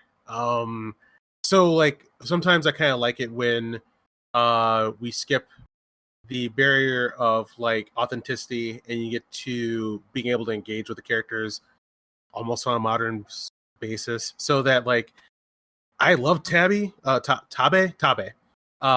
loved him. That guy was fantastic. What was sad was like he was so awesome. I was like, he's so dead. Shit. Like he's fun every time, but like that was the brother, right? Yes, Tabe. He did have an awesome scene, like his final showdown with the Predator, where he's like shooting arrows at it and pulling the arrows out and shooting it again. I was gonna say, like, I even thought, like, man, I wish he was the main character, but no. This underdog story of seeing like someone push through, that's more fun than a cool guy versus a Predator. MJ, you said something? Sorry. Oh, I'm sorry. Yeah, sorry. No, her brother was the only other character you really care about in the entire movie, and that was the other thing. Like you were pointing out earlier, is it would have been great if you actually got to know the whole group of hunters that came out to get Naru and try to help her. If they, they're out hunting the Yautja together and actually get to know any of them, but instead you only get to know Naru and her brother, and that's it. And then the other one's like freaking punching Naru in the face. Like, oh, okay. All right. Well, I know you didn't like the excess misogyny. I kind of enjoyed it, not so much for the misogyny, but like the I like the fact that it kind of like made her the underdog, and I also like that the Indians weren't 100% good guys. Yeah, it was funny how they look great. They're all they're all models. The ugly Frenchmen, ugly white guys. Like, man, they leaned into that. Like, when I saw them do the ugly white guy trope, I was like, ah. I mean, part of me, like, in the culture wars, I was like noticing it, but I didn't mind because I love the sequence where they're in the apocalyptic wasteland. It's like completely burned over, and then it just felt like that was another thing. The fight choreography felt very Assassin's Creed to me. I loved it. It was great. I loved that scene where, like, at first you think there's just two guys, but then it turns out there's a whole bunch of them, and then they think they got the Predator, they got it, and then the Predator just like the kills that the Yautja had against the French trappers were great, especially when he put one trap right over his head. Oh, I love that. Wait, what happened to the one trapper? He throws the trap at his head. Yeah. And it just, he just picked up a trap and just threw it like a boomerang right at the trap. Oh, yes. Snapped his head off. I'm like, okay, that was fun. That was great. Shield decapitations. Yes. I will say that maybe it was worth it for the ugly white guy trope to have just, like, I sat back. I was just like, okay, now let's do this. And, like, the smoke, the ash, the kills. I had a blast. Yeah, so. That was just a glorious sequence. He's like killing a guy with a shield, and then that scene where they like shoot it, and they have to reload their 17th century rifles. And you're saying like low budget, high concept. I love that idea, and it's something I've been begging for to come back. Like we keep on having like these $100 million bets that like have to be safe, but like I was like. Can we get? And I don't understand the economics behind it because something did change. But like, I just want to go back to you have this idea. You got like a relatively small crew. Go all out on it. Keep it tight and have it fun and create new ideas. And that's what Prey felt like. Well, the new ideas. Well, what's interesting about Prey is, I'm reading this book called Disney Wars that I was starting to read over the vacation, and it's basically about like Michael Eisner's reign at Disney and his fighting with Jeffrey Katzenberg and all kinds of executives and all the political maneuverings over the course of like the Disney Renaissance. And it's interesting because I didn't realize that Michael Eisner worked at Paramount, and he was like instrumental to like getting Raiders of the Lost Ark filmed. And he when he ran Paramount, he had like a string of successes. He also had a string of successes at Disney. And his philosophy is that like let's stop making these ridiculously expensive movies. Let's go for doubles and singles. Let's keep costs down. Focus on getting good scripts, and that's how we'll win the day. And it was an interesting manifesto to read as his philosophy that he executed. And it's interesting now where like now it's not so much like giving like $20 million. I mean, that still happens to like certain actors, but now it's like, we need these $200 million to these like big superhero franchise movies, and you got to spend $200 million to give them the spectacle to get in the theaters versus this where it's like, high concept, mid-tier budget, but just executed very well, and it didn't need necessarily like Predators storming New York City or a Yautja storming the White House. It was just a Predator in the woods and a girl trying to prove herself. Yes. And it's interesting. Some people like, there's also like this political discussion about it. The right wing is like, Mary Sue, but she's not a Mary Sue because she struggles, and her defining aspect is that she pays attention. She notices details. She notices the detail about the medicine makes you invisible because it lowers your temperature for the predator vision. No. What? The orange flower. Yeah, you don't like the orange flower? I was cool with the orange flower. No. Biochemically, it doesn't make any sense. I mean, it makes sense that it gives you the sensation that you're feeling cooled off and you're feeling colder. That makes sense. I mean, we do have drugs that do that, and there's some like ibuprofen has been known to help lower your body temperature if you're feeling feverish. But for it to totally lower your body temperature to the point where it's indiscernible from your surroundings, come on. I mean, especially if they're coming in, the hunter was coming into a moderate climate at that point. I mean, if it was the hot time of the year again, when the ambient temperature is that warm and everything around it's being that warm, okay, then it might make sense. But there's no drug on the planet that would be able to drop your body temperature en masse that low that you'd be indiscernible from your surroundings. It's just impossible. There used to be that kind of drug before the colonists came over and destroyed the environment. The American Indians had access to plants you don't understand, MJ. Yeah, pull some more mystical smoke up my ass. That'll be great. But, they also had mystical smoke that we don't have now. It's important that we acknowledge this. And this is, I'm not even kidding. This is their fantasy versions of. I know. And yeah, we gotta do the suspend disbelief so we can have fun in this cartoon world. I get it. It makes for fun. It makes for fun drama and all of that stuff. But it's kind of like Topher Grace's wolf in sheep's clothing character from Predators. It's just that minor details like that can potentially undercut an entire movie for me. All right. And the orange flower, yeah, that was like, okay, it looked badass when she took a bite out of it and was like, yeah, I'm gonna take him on, and you can't see me, but like, yeah, there's no fucking way he can't see you. He can see you. You're just on drugs. You think you're invisible. I like that it was an alternate. Well, there's two things. Like, I love that there was an alternate way to hide your heat signature, and then but then like it was like, why'd you fake me out like that when she fell into the mud? Where that's how you hide yourself. Like, why would you fake me out like that and use that? It was a weird thing to do, and then end up turning it around and use as a trap. Yeah, like when she first fell into the bog and she crawled out and she was all covered with mud and like, except for exactly her face. Yeah, and I was like, okay, you guys gonna recreate the Dutch finding out the mud hides his heat signature scene from the first movie? Yeah, and they cut back to her washing all the mud off, and the Yucha wasn't pursuing her at all. Like, okay, nice fake out there, guys. Yeah, that was a weird thing to fake out, because that was odd. I thought it was clever. I mean, you're right. The mechanics are probably dumb, and you could like wave it away that like, oh, the blah blah blah predator mask he was using is like more primitive than the ones they use in like Arnold's day, and it was reading electromagnetic signatures and that. There's a billion ways you could sell it. I just thought it was the way they introduced it as like a clever way of how she discovers to get one up was mostly well handled, even if the actual scientific basis was kind of dumb. Though and I think I talked about this with you, Keith. The way that she set up the final kill.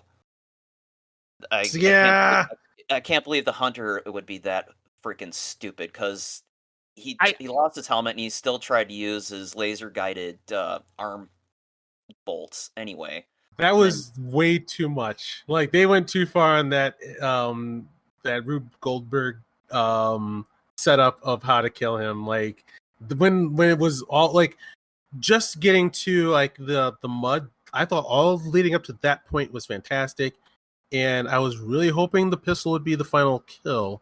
But doing the whole set up the mask to that, I was like, okay, too far, guys, too far. Yeah, I agree with that. I thought that was like you could master interstellar travel, but you can't remember that your stupid thing is laser guided. That was like kind of stretching plausibility a little bit. I will say in defense of the Yautja that there should be no way, while you're in the thick of it, you wouldn't think, I bet this primitive can figure out my laser guided thing and then set it up and figure out that I would actually end up here at this exact moment. There's no way that she set that up, so I'm just going to shoot her. Ah! Holy shit! Unless they want to try to explain it away that, you know, he was just in the heat of the moment and he forgot to switch the bolts off from laser gun to manual, so he could just fire them manually toward her. I mean, if he'd done that, okay, he would have still gotten away with it and could excuse the oversight on his part, because he obviously had been missing his helmet for about 5 minutes at that point. But yeah, it's like, okay, way too coincidental, and she was leaning way too much on that being her Hail Mary there to take him out, but made for a fun looking kill, so I'll give him that.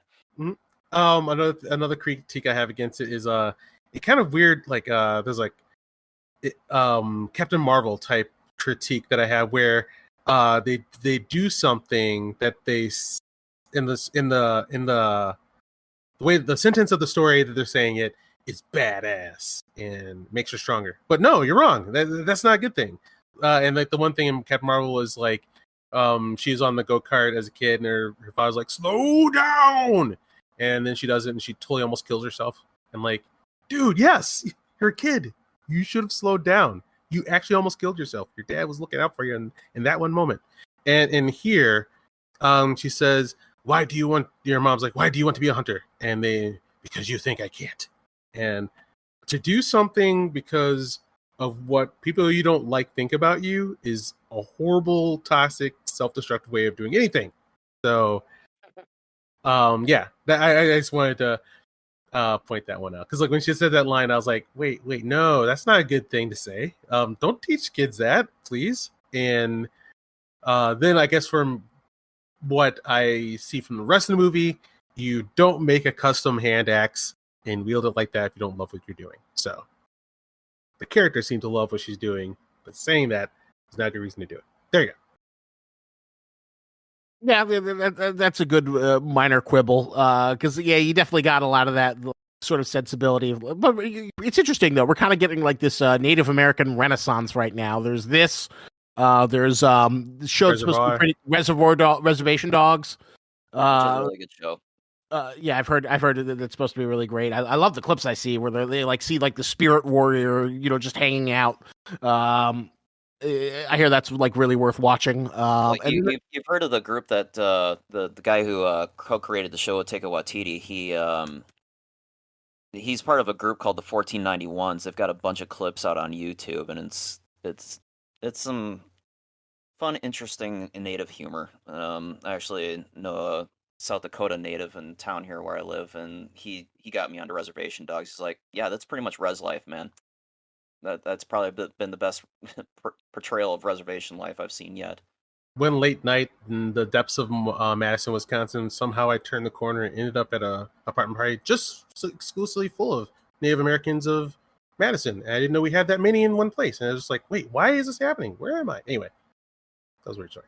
Anyway, I had a good time though. Anyway, I'll have to look up the 1841s. Now I'm really interested.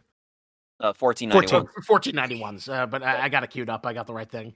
I've never heard of it. And MJ, how did you hear of it? The 1491s or Reservation Dogs? Yeah. Who passed 1491 on to you?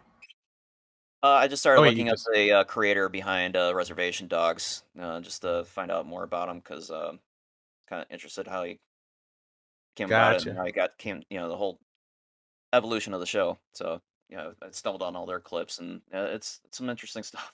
Okay, the lion kill was I think poorly done, because they aren't doing enough visual storytelling to make complete sense of the kill. Like Naro has that standoff with the lion, and they do clearly show her make the killing shot. And what I thought was supposed to be happen was eventually we're supposed to get the reveal that she did kill it. But Tabe kept on saying how much, no, he did finish it, and she needed to be carried home. So, like, you guys understand, like, the timeline on, like, or feel like it was maybe? I thought she got like knocked out. Well, one big criticism I'd say, and it was probably a smart thing with the budget, is that all the animal CGI kind of looked terrible. Yes. But obviously, most of the money went to the Predator, as well as the shooting locations, which paid off long in a while. So you could forgive like the kind of iffy CGI on the bear and the lion. I'm always okay with bad CGI. I'm weird like that. Like no, just tell the story. I don't care if it looks real or not. Yeah, watch Morbius and tell me that. I might. Yeah, well, But I'd just be interested to hear your take on Morbius anyway. But anyway, what was I gonna say? I don't The remember. lion kill is what we're talking about right now. Yeah, Like, Tabe did admit to her before he died that she did kill the lion. That was her kill.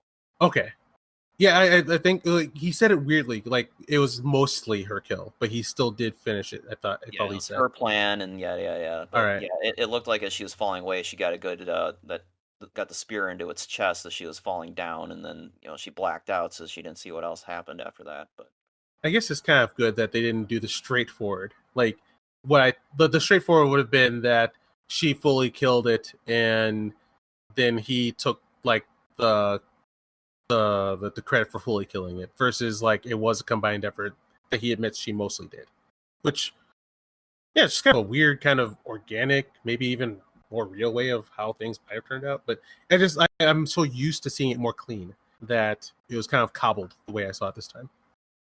so now the question is, now that obviously the mouse is going to be all enraptured now because it prays a hit. It's a critical hit, and everybody's streaming off like crazy off Hulu. What are they going to do next with the franchise?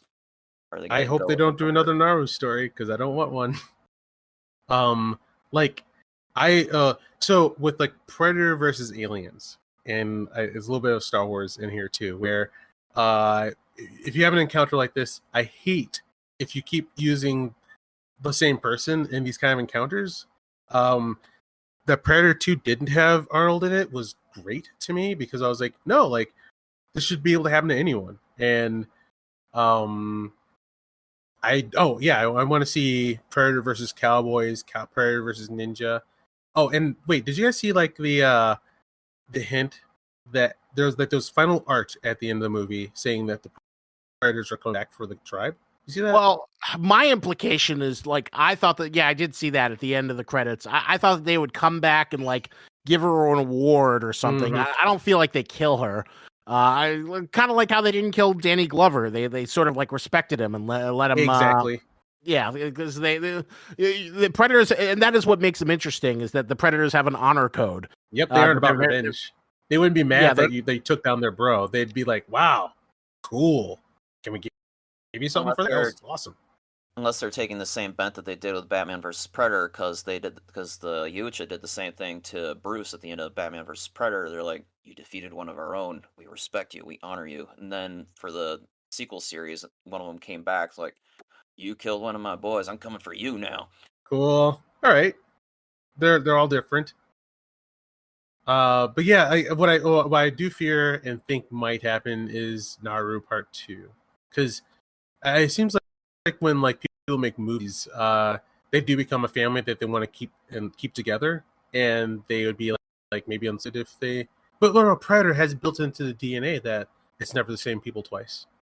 Yeah, I think the smart lesson to learn from Predator. Well, it's interesting because like now Predator is kind of like this become this champion of diverse storytelling. So if you want to keep that, then there are people all across the world have other different cultures show off and fight a predator. Someone pointed out online, I think. Cultural critic I like a lot, that like the best way to do these movies is have like a traditional other movie that could have gone on if the Predator didn't come along. Yes. For the first 20 minutes, and then the Predator gets in there. So that's is the awesome. Yeah, like someone made it like 1950s gangster with Tommy guns and those cars, and then all of a sudden yes. or like these are Prohibition era. Mm-hmm. Yeah. Okay, because that'd be the 20s then. Oops. 30s. That Prohibition era gangsters with Tommy guns and fedoras and long coats versus Predator. There's a feudal Japan. I'd like to see that. That's what everyone wants. Ninjas versus Predators, samurai versus Predators. Everyone wants a feudal Japan movie so badly. Or Imperial China, Romance of the Three Kingdoms with Predators. I'm in. Lu Bu, who's been in every fucking video game, put him versus a Predator. Can you still hear me? Oh yeah. I was trying to think like the next. Are we closing up, or do you have any do you guys have any other notes that you'd like to? Because I guess like with how clean and simple it was, which is why it was great. I guess there's not a lot of detail to dig in and around. Yeah, it's when you like something, sometimes it's just like but well, here's my discussion that I'm kind of curious. What do you rank the Predator movies? So can I go first? Yes. Okay. I hate the Predator with Shane Black. I think it's a terrible movie on many levels. I do think it's a hilarious movie for how misguided, how much weird, dumb comedy that doesn't work, and how just freaking goofy it is. But that's the worst one. AVPR, just because it's like too much like basic bitch Blumhouse horror movie. It just doesn't have the screenplay or the characters or any redeeming qualities other than like some really mean action sequences, which I appreciate on one level, but executed without good characters just kind of makes it ugly. AVP, I don't like it. I know you do like it, Keith, but yes. PG-13, Paul W. Anderson with 2 R-rated franchises. It's a more competent movie than AVPR. With slightly better cast, but it's still like, I don't like the Egyptian pyramid. I don't think it's a good setup. I don't like the PG-13 action. I just think it's kind of mediocre. So that goes in like towards the bottom tier. The next one would have to be Predators, which is like, I think that's a movie I really want to love because I think the premise is brilliant. I think the idea of like a bunch of badasses taken to an alien game preserve on a foreign planet is such a good idea. But it's just an example of like a great premise with like a just poor execution. The writing's kind of mid. You can't really sell Adrian Brody as like the ultimate action badass. Yeah. To disagree with that. I thought he pulled that off pretty well. I think he pulled it off, but it's because me. I don't see him like that. Right. Nobody does. That's why it was so awesome. I just did not quite sell me. And like, there's one scene that like should have been awesome in execution, where like the Yakuza samurai pulls out the sword and he has a duel with the Predator in a string of long grass. But like, I don't know if they didn't use CGI well, or if like the Predator suits were too clunky, and they just couldn't. It felt way too much like Power Rangers than like the Ultimate Predator duel. Like, it was just too heavy of a suit, and they didn't quite know how to like make it work on screen. So when you want, it just did not. Great idea, just not the good execution it needed. Fan film execution. It was missing the poetry of an Akira Kurosawa sequence, really. I mean, the fact that the Mandalorian could pull it off, but they couldn't pull it off for that one scene in Predators. Yeah, it was a little disappointing. I wish Robert Rodriguez had directed it and not produced it like he did. I feel like he would have added that little extra spice it needed. But those who watched the Book of Boba Fett would disagree, but that's okay. That's fair. That's very fair. But so that is thoroughly in the mid tier. Now this is where it gets difficult. I can't decide which I like better, Prey or Predator 2. I need to watch Predator 2 to give like a more thorough assessment, but for now I'm going to put Prey at number 3. I think it's the most competent, best Predator movie we've gotten. It single-handedly revived the franchise. It's a good, paragon of diversity, even if it, kind of romanticizes the Native Americans, like, to, an almost unreasonable degree, but it works. It works. I think the brother was a badass. Naru was a badass, and it gives her enough struggle to, make her journey feel earned and not be a Mary Sue, because she goes through shit and overcomes it, which is a great to watch on screen. And the Predator mauling those French trappers was amazing. Fantastic. Just supremely well executed. Predator 2, the reason why I'm putting it above Predator is because it added the most to the mythology of the Predator in terms of the, showing off the Predator ship, introducing the idea of Predator hunting other creatures on other planets, other aliens, the famous skull that launched an entire media franchise. Not to mention, it also shows more of the Predator's ethics, like it didn't attack the pregnant woman, it's Hunter's code, and it's also an interesting setting because it like has that like great 90s film feel of like RoboCop, where like Los Angeles is a hellhole. It's a fantasy landscape to fight on.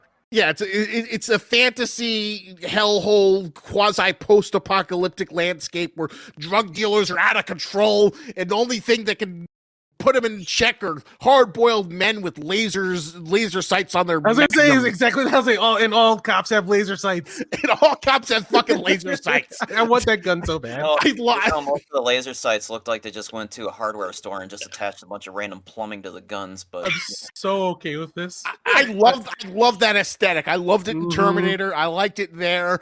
I like I said, I need to rewatch it to give like a full assessment. But I do have fond memories of watching Predator from a tape I recorded when it was on television and replaying it again and again, and thinking it was pretty cool. And I also love the scene where like the Army Rangers fight the Predator in the. It's always fun, in the meat seller factory. I always love those scenes where it's like they think that they've outsmarted it, they understand it, but the Predator or the antagonistic force is just one step ahead of them. Yes, the thick amounts of blood that dropped from what's his name? Gary Busey. Gary Busey. Yeah. Just I have no problems with like it threw the disc and cut through everything and got to him. Then his bottom half falls. You don't see his top half fall. I'm okay with it because you see gallons of blood just drop from. It was so good. Anyway, it does make you question what was his upper torso hanging from. Life. Like there's no answer for that. It's just too fucking cool not to happen. Like what the hell?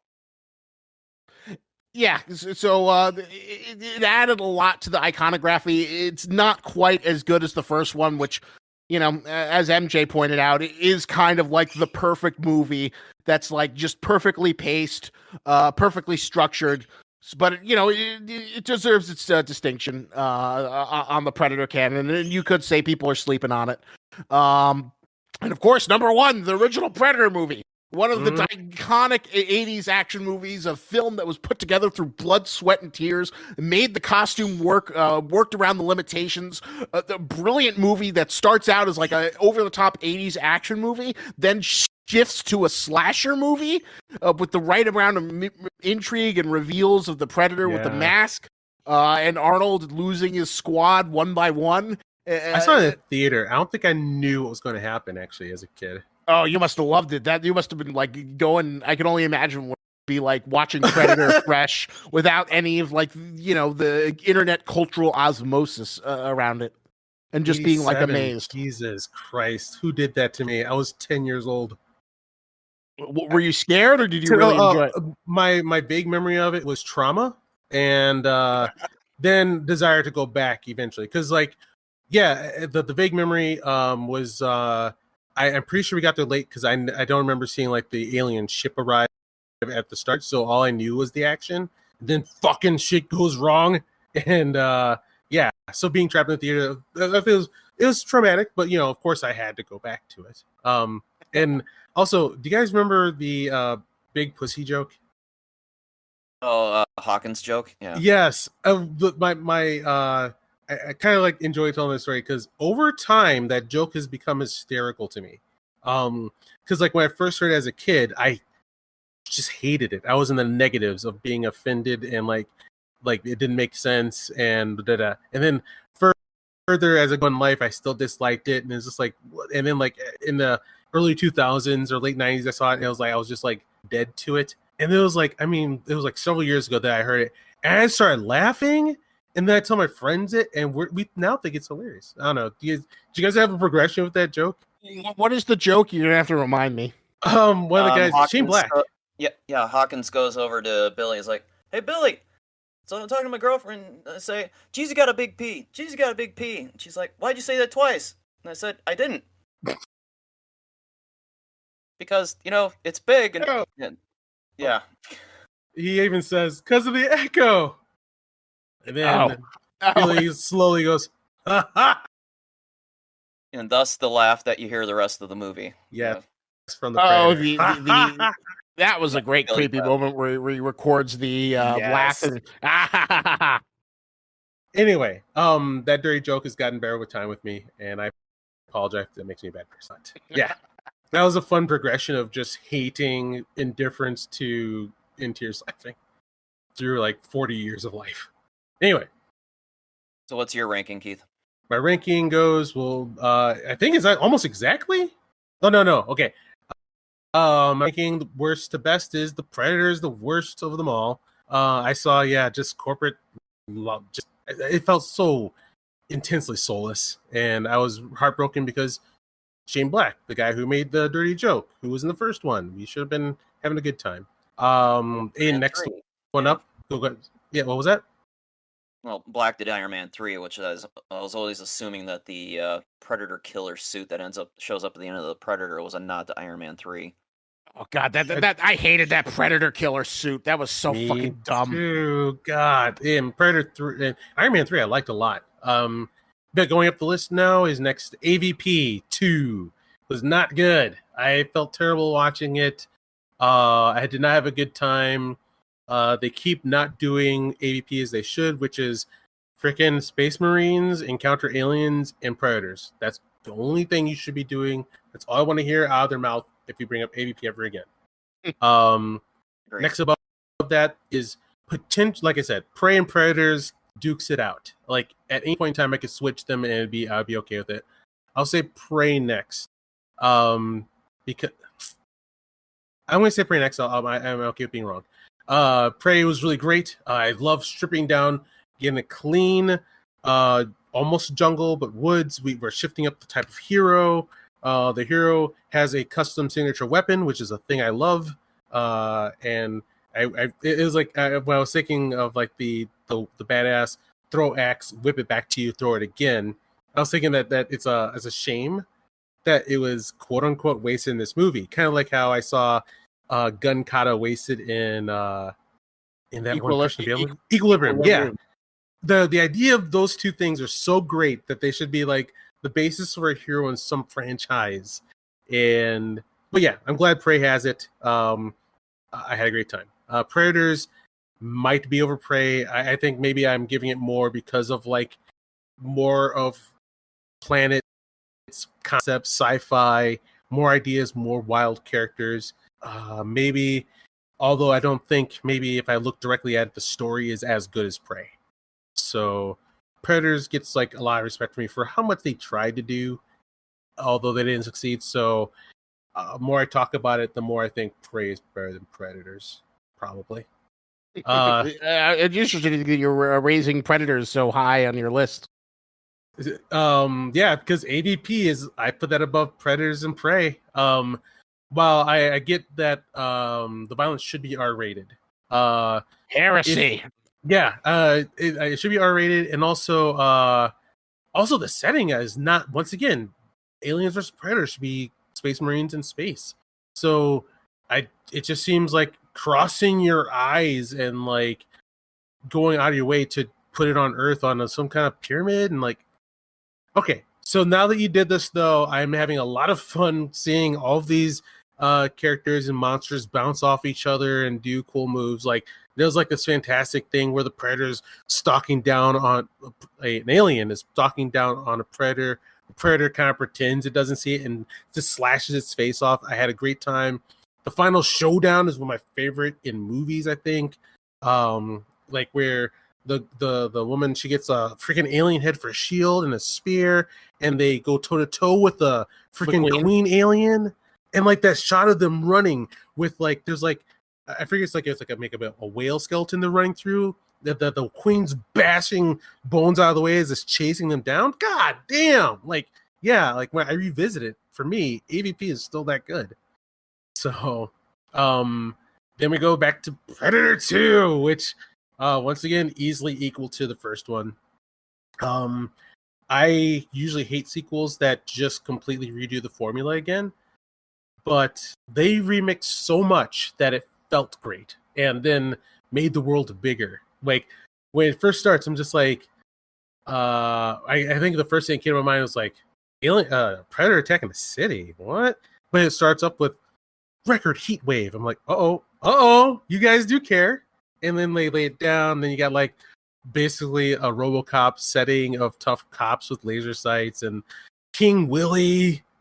There's so many good scenes, so many great shots in that movie. It's just it's almost masterful. So that is close to number one, if not. And then you have Predator, the one that started it all. That like when in the theater as a kid, I watched it and didn't know what was happening. It was horrifying, genre busting, because I think the reason why I got to see it was I was a big kind of gun movie Arnold fan, so I thought that's what I was seeing. And then like next thing you see, you don't even know what you're looking at, like a pile of skin, guts. What the hell? But yeah, Predator was amazing. MJ, your ranking. On the list, AVPR easily for all the reasons I already mentioned, because it's a flaming piece of shit. I don't know how it's ever released, but they've got to expound on the IP somehow. Next above that, the Predator, because despite what I said before about the shit-tastical depiction of neurodivergence and actually understanding it, you guys were decrying Shane Black's script for it. I actually, the second time around watching it, I actually appreciated it more because I loved the jokes that he had put in there, especially the one with explaining how calling the Predator a predator is just a illogical construct. Please tell us why. Well, because it's a whole exchange between Olivia Munn and Sterling K. Brown towards the beginning of the movie, and Olivia Munn's like, "Why do you guys call it the Predator?" And they're like, "Because it sounds cool." She's like, "But it's not a predator. A predator hunts to survive. These things are coming here as game hunters. They're just here for sport. They're not, by definition, predators."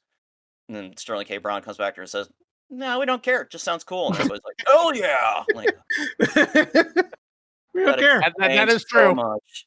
Makes sense.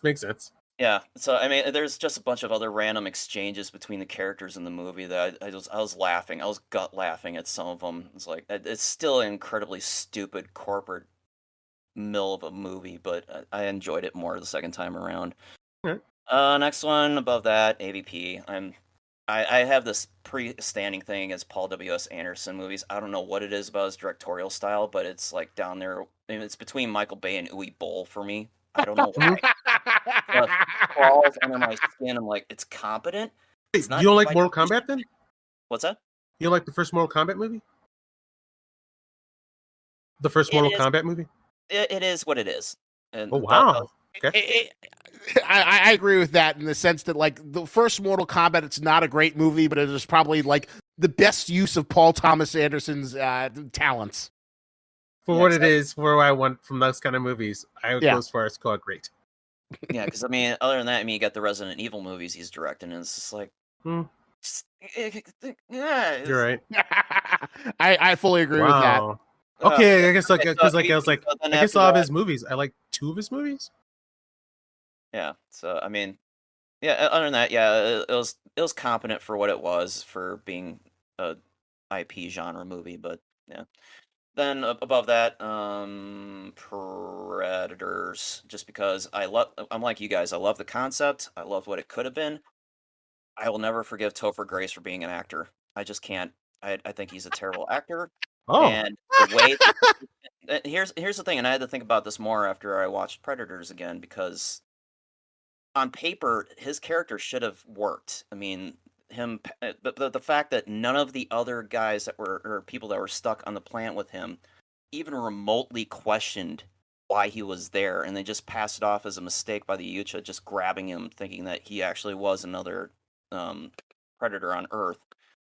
It's like, no, you guys should be questioning why the hell he's there. And then when he did come out, when he did shed his disguise and was like, "Haha, I'm a wolf," to Alice Krieg's character, I was like, wait, or whatever her name is. I'm forgetting the actress's name right now. But right. coming out and revealing who he actually was at that moment, like, why is he doing it now? How is that actually contributing to his survival from the situation? They're just going for the whole mustache twirling, "Aha, I'm the big bad villain" moment. It was badly played, and it totally undercut the whole movie. That, and they criminally underused Lawrence Fishburne. I thought they could have done a lot more with his character in that movie. As cool as he was, but then after Predators, Prey. Prey's pretty good. I mean, it's I thought, yeah, like you guys were saying, it's a good revival for the franchise. I really hope that it does light the fire under them to actually put more effort into decent movies instead of making more the Predators. But and after that, Predator 2, for again same reasons. I mean, it actually expanded the mythology of the Predators a little more and helped you understand more of who they were. And then obviously number one still in my top 5 all time is the first Predator. So. All right. Yeah. Final word. Do we want to do final words on Prey, or do we get anything else? All right. Isaac, final words. I thought Prey was very good. It was like above average kind of movies, the Michael Eisner formula. Good solid hits, good concepts, not made with brand name talent. And it hit the nail on the head of me. So I was very impressed. Even the critical drinker gave it a backhanded review. So you know it's good when it forces him to even admit it's despite his. Well, it's funny. I always find that like now that they're like all these knives who are trying to like go after his throne. But he doesn't get in drama, so that's why he can get someone like Mark Miller or the directors of Batgirl to come and talk with him. I haven't seen anyone go after him. No, a little bits on it. People are like, "Oh, he's such a shit," but I the fact that he gave a begrudging thumbs up, just goes to show you that it was well made and had enough Predator being demolished action to satisfy even the right leaning people. So I think it's a hit, and I'm glad to see that it's seeing success. And I hope people take the right lessons from its success. Yes. And then my MJ, your final words. Okay, I'm very curious to see where they go with it, because I mean, this was a step in the right direction. Just actually try to pull it back in and try to get back to what you can do with the Ayucha against the other hunting on Earth.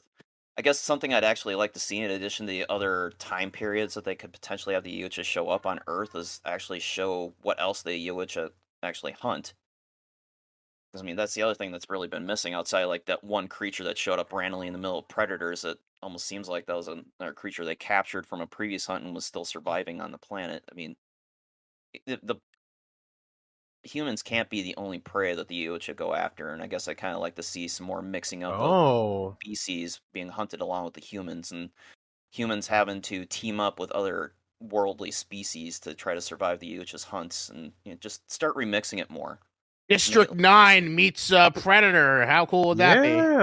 Yeah, just something like that. I mean, like you said, Isaac, I hope they take the right lessons from this. I mean, even if they do have Amber Midthunder in as another movie, but they have her like with a family, and she goes, "Oh God, they're back again," and maybe her son rises up to take them on or something like that. I wouldn't mind that. And if they're going to go after the whole sequel to explain how the pistol ended up in the hands of the Ayucha for Predator 2, I mean, just stuff like that. I mean, just as long as they're smart with how they go about the franchise from this point forward, and don't let the Shane Blacks of the world shit out another thing like he did.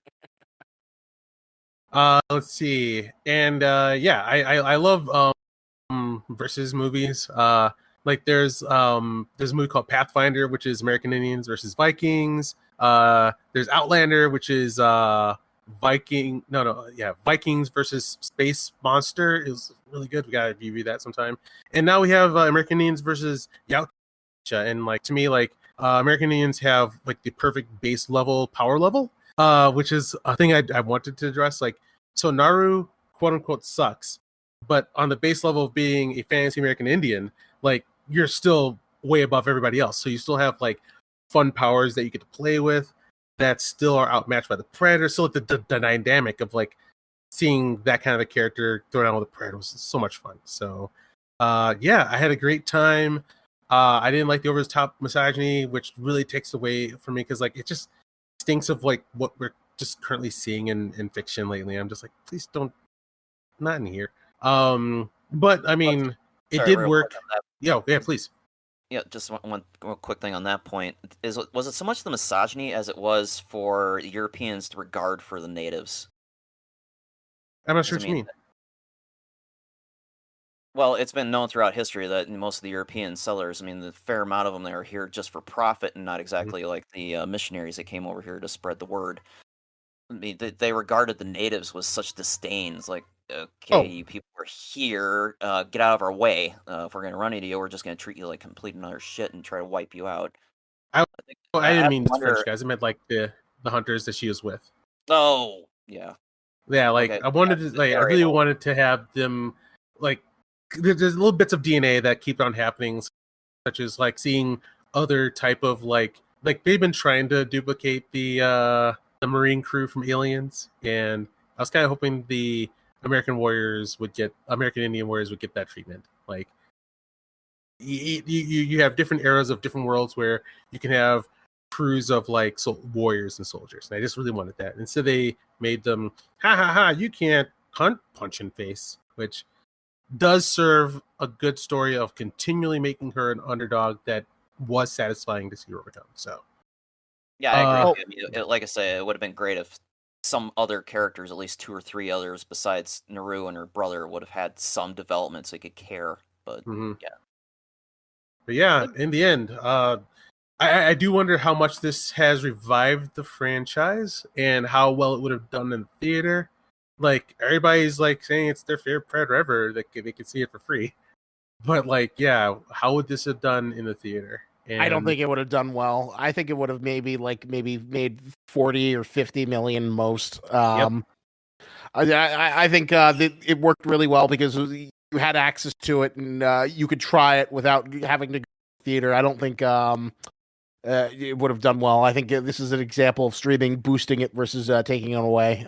Which is the problem that I think is like they wouldn't invest in it. Like what we want is like Predator versus Cowboys, Predator versus Space Marines, Predator versus Ninja in a theater. And I guess I'm not sure. I want to feel like how much of a success this does mean that we are going to be getting some motherfucking Predator in the future.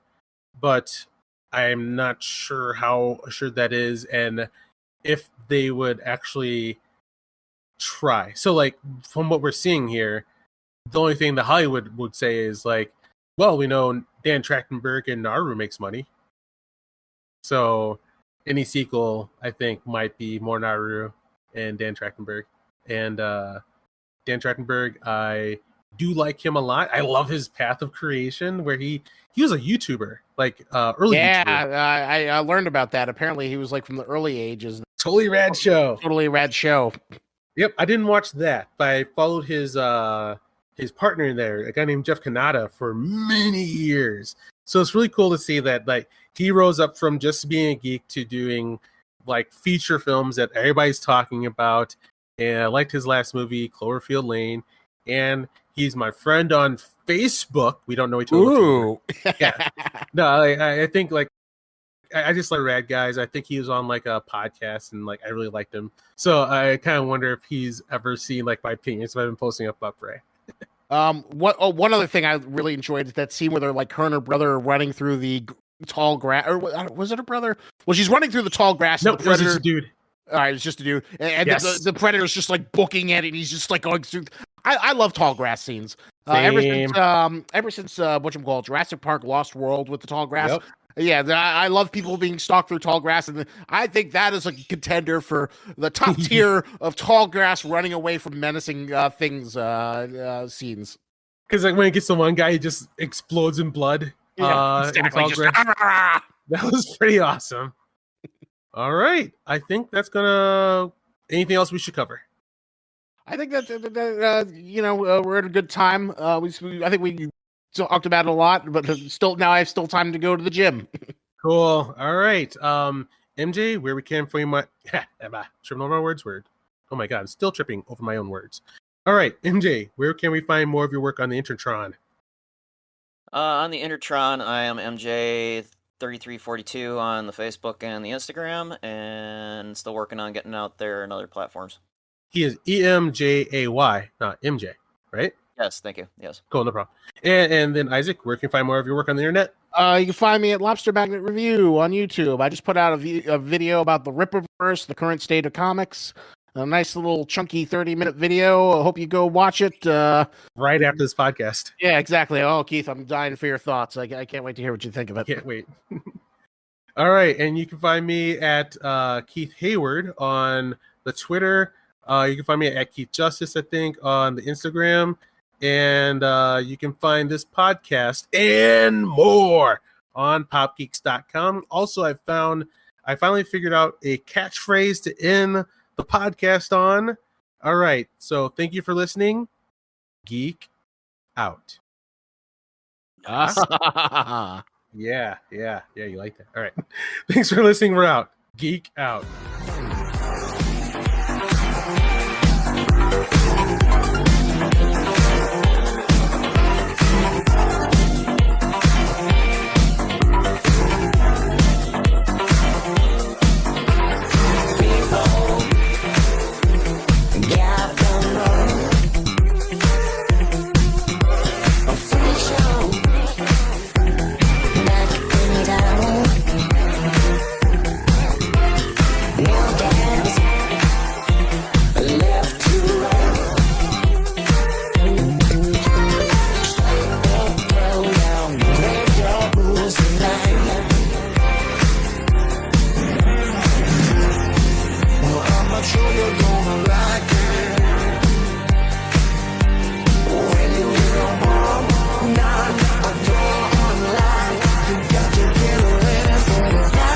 Jack, freak night.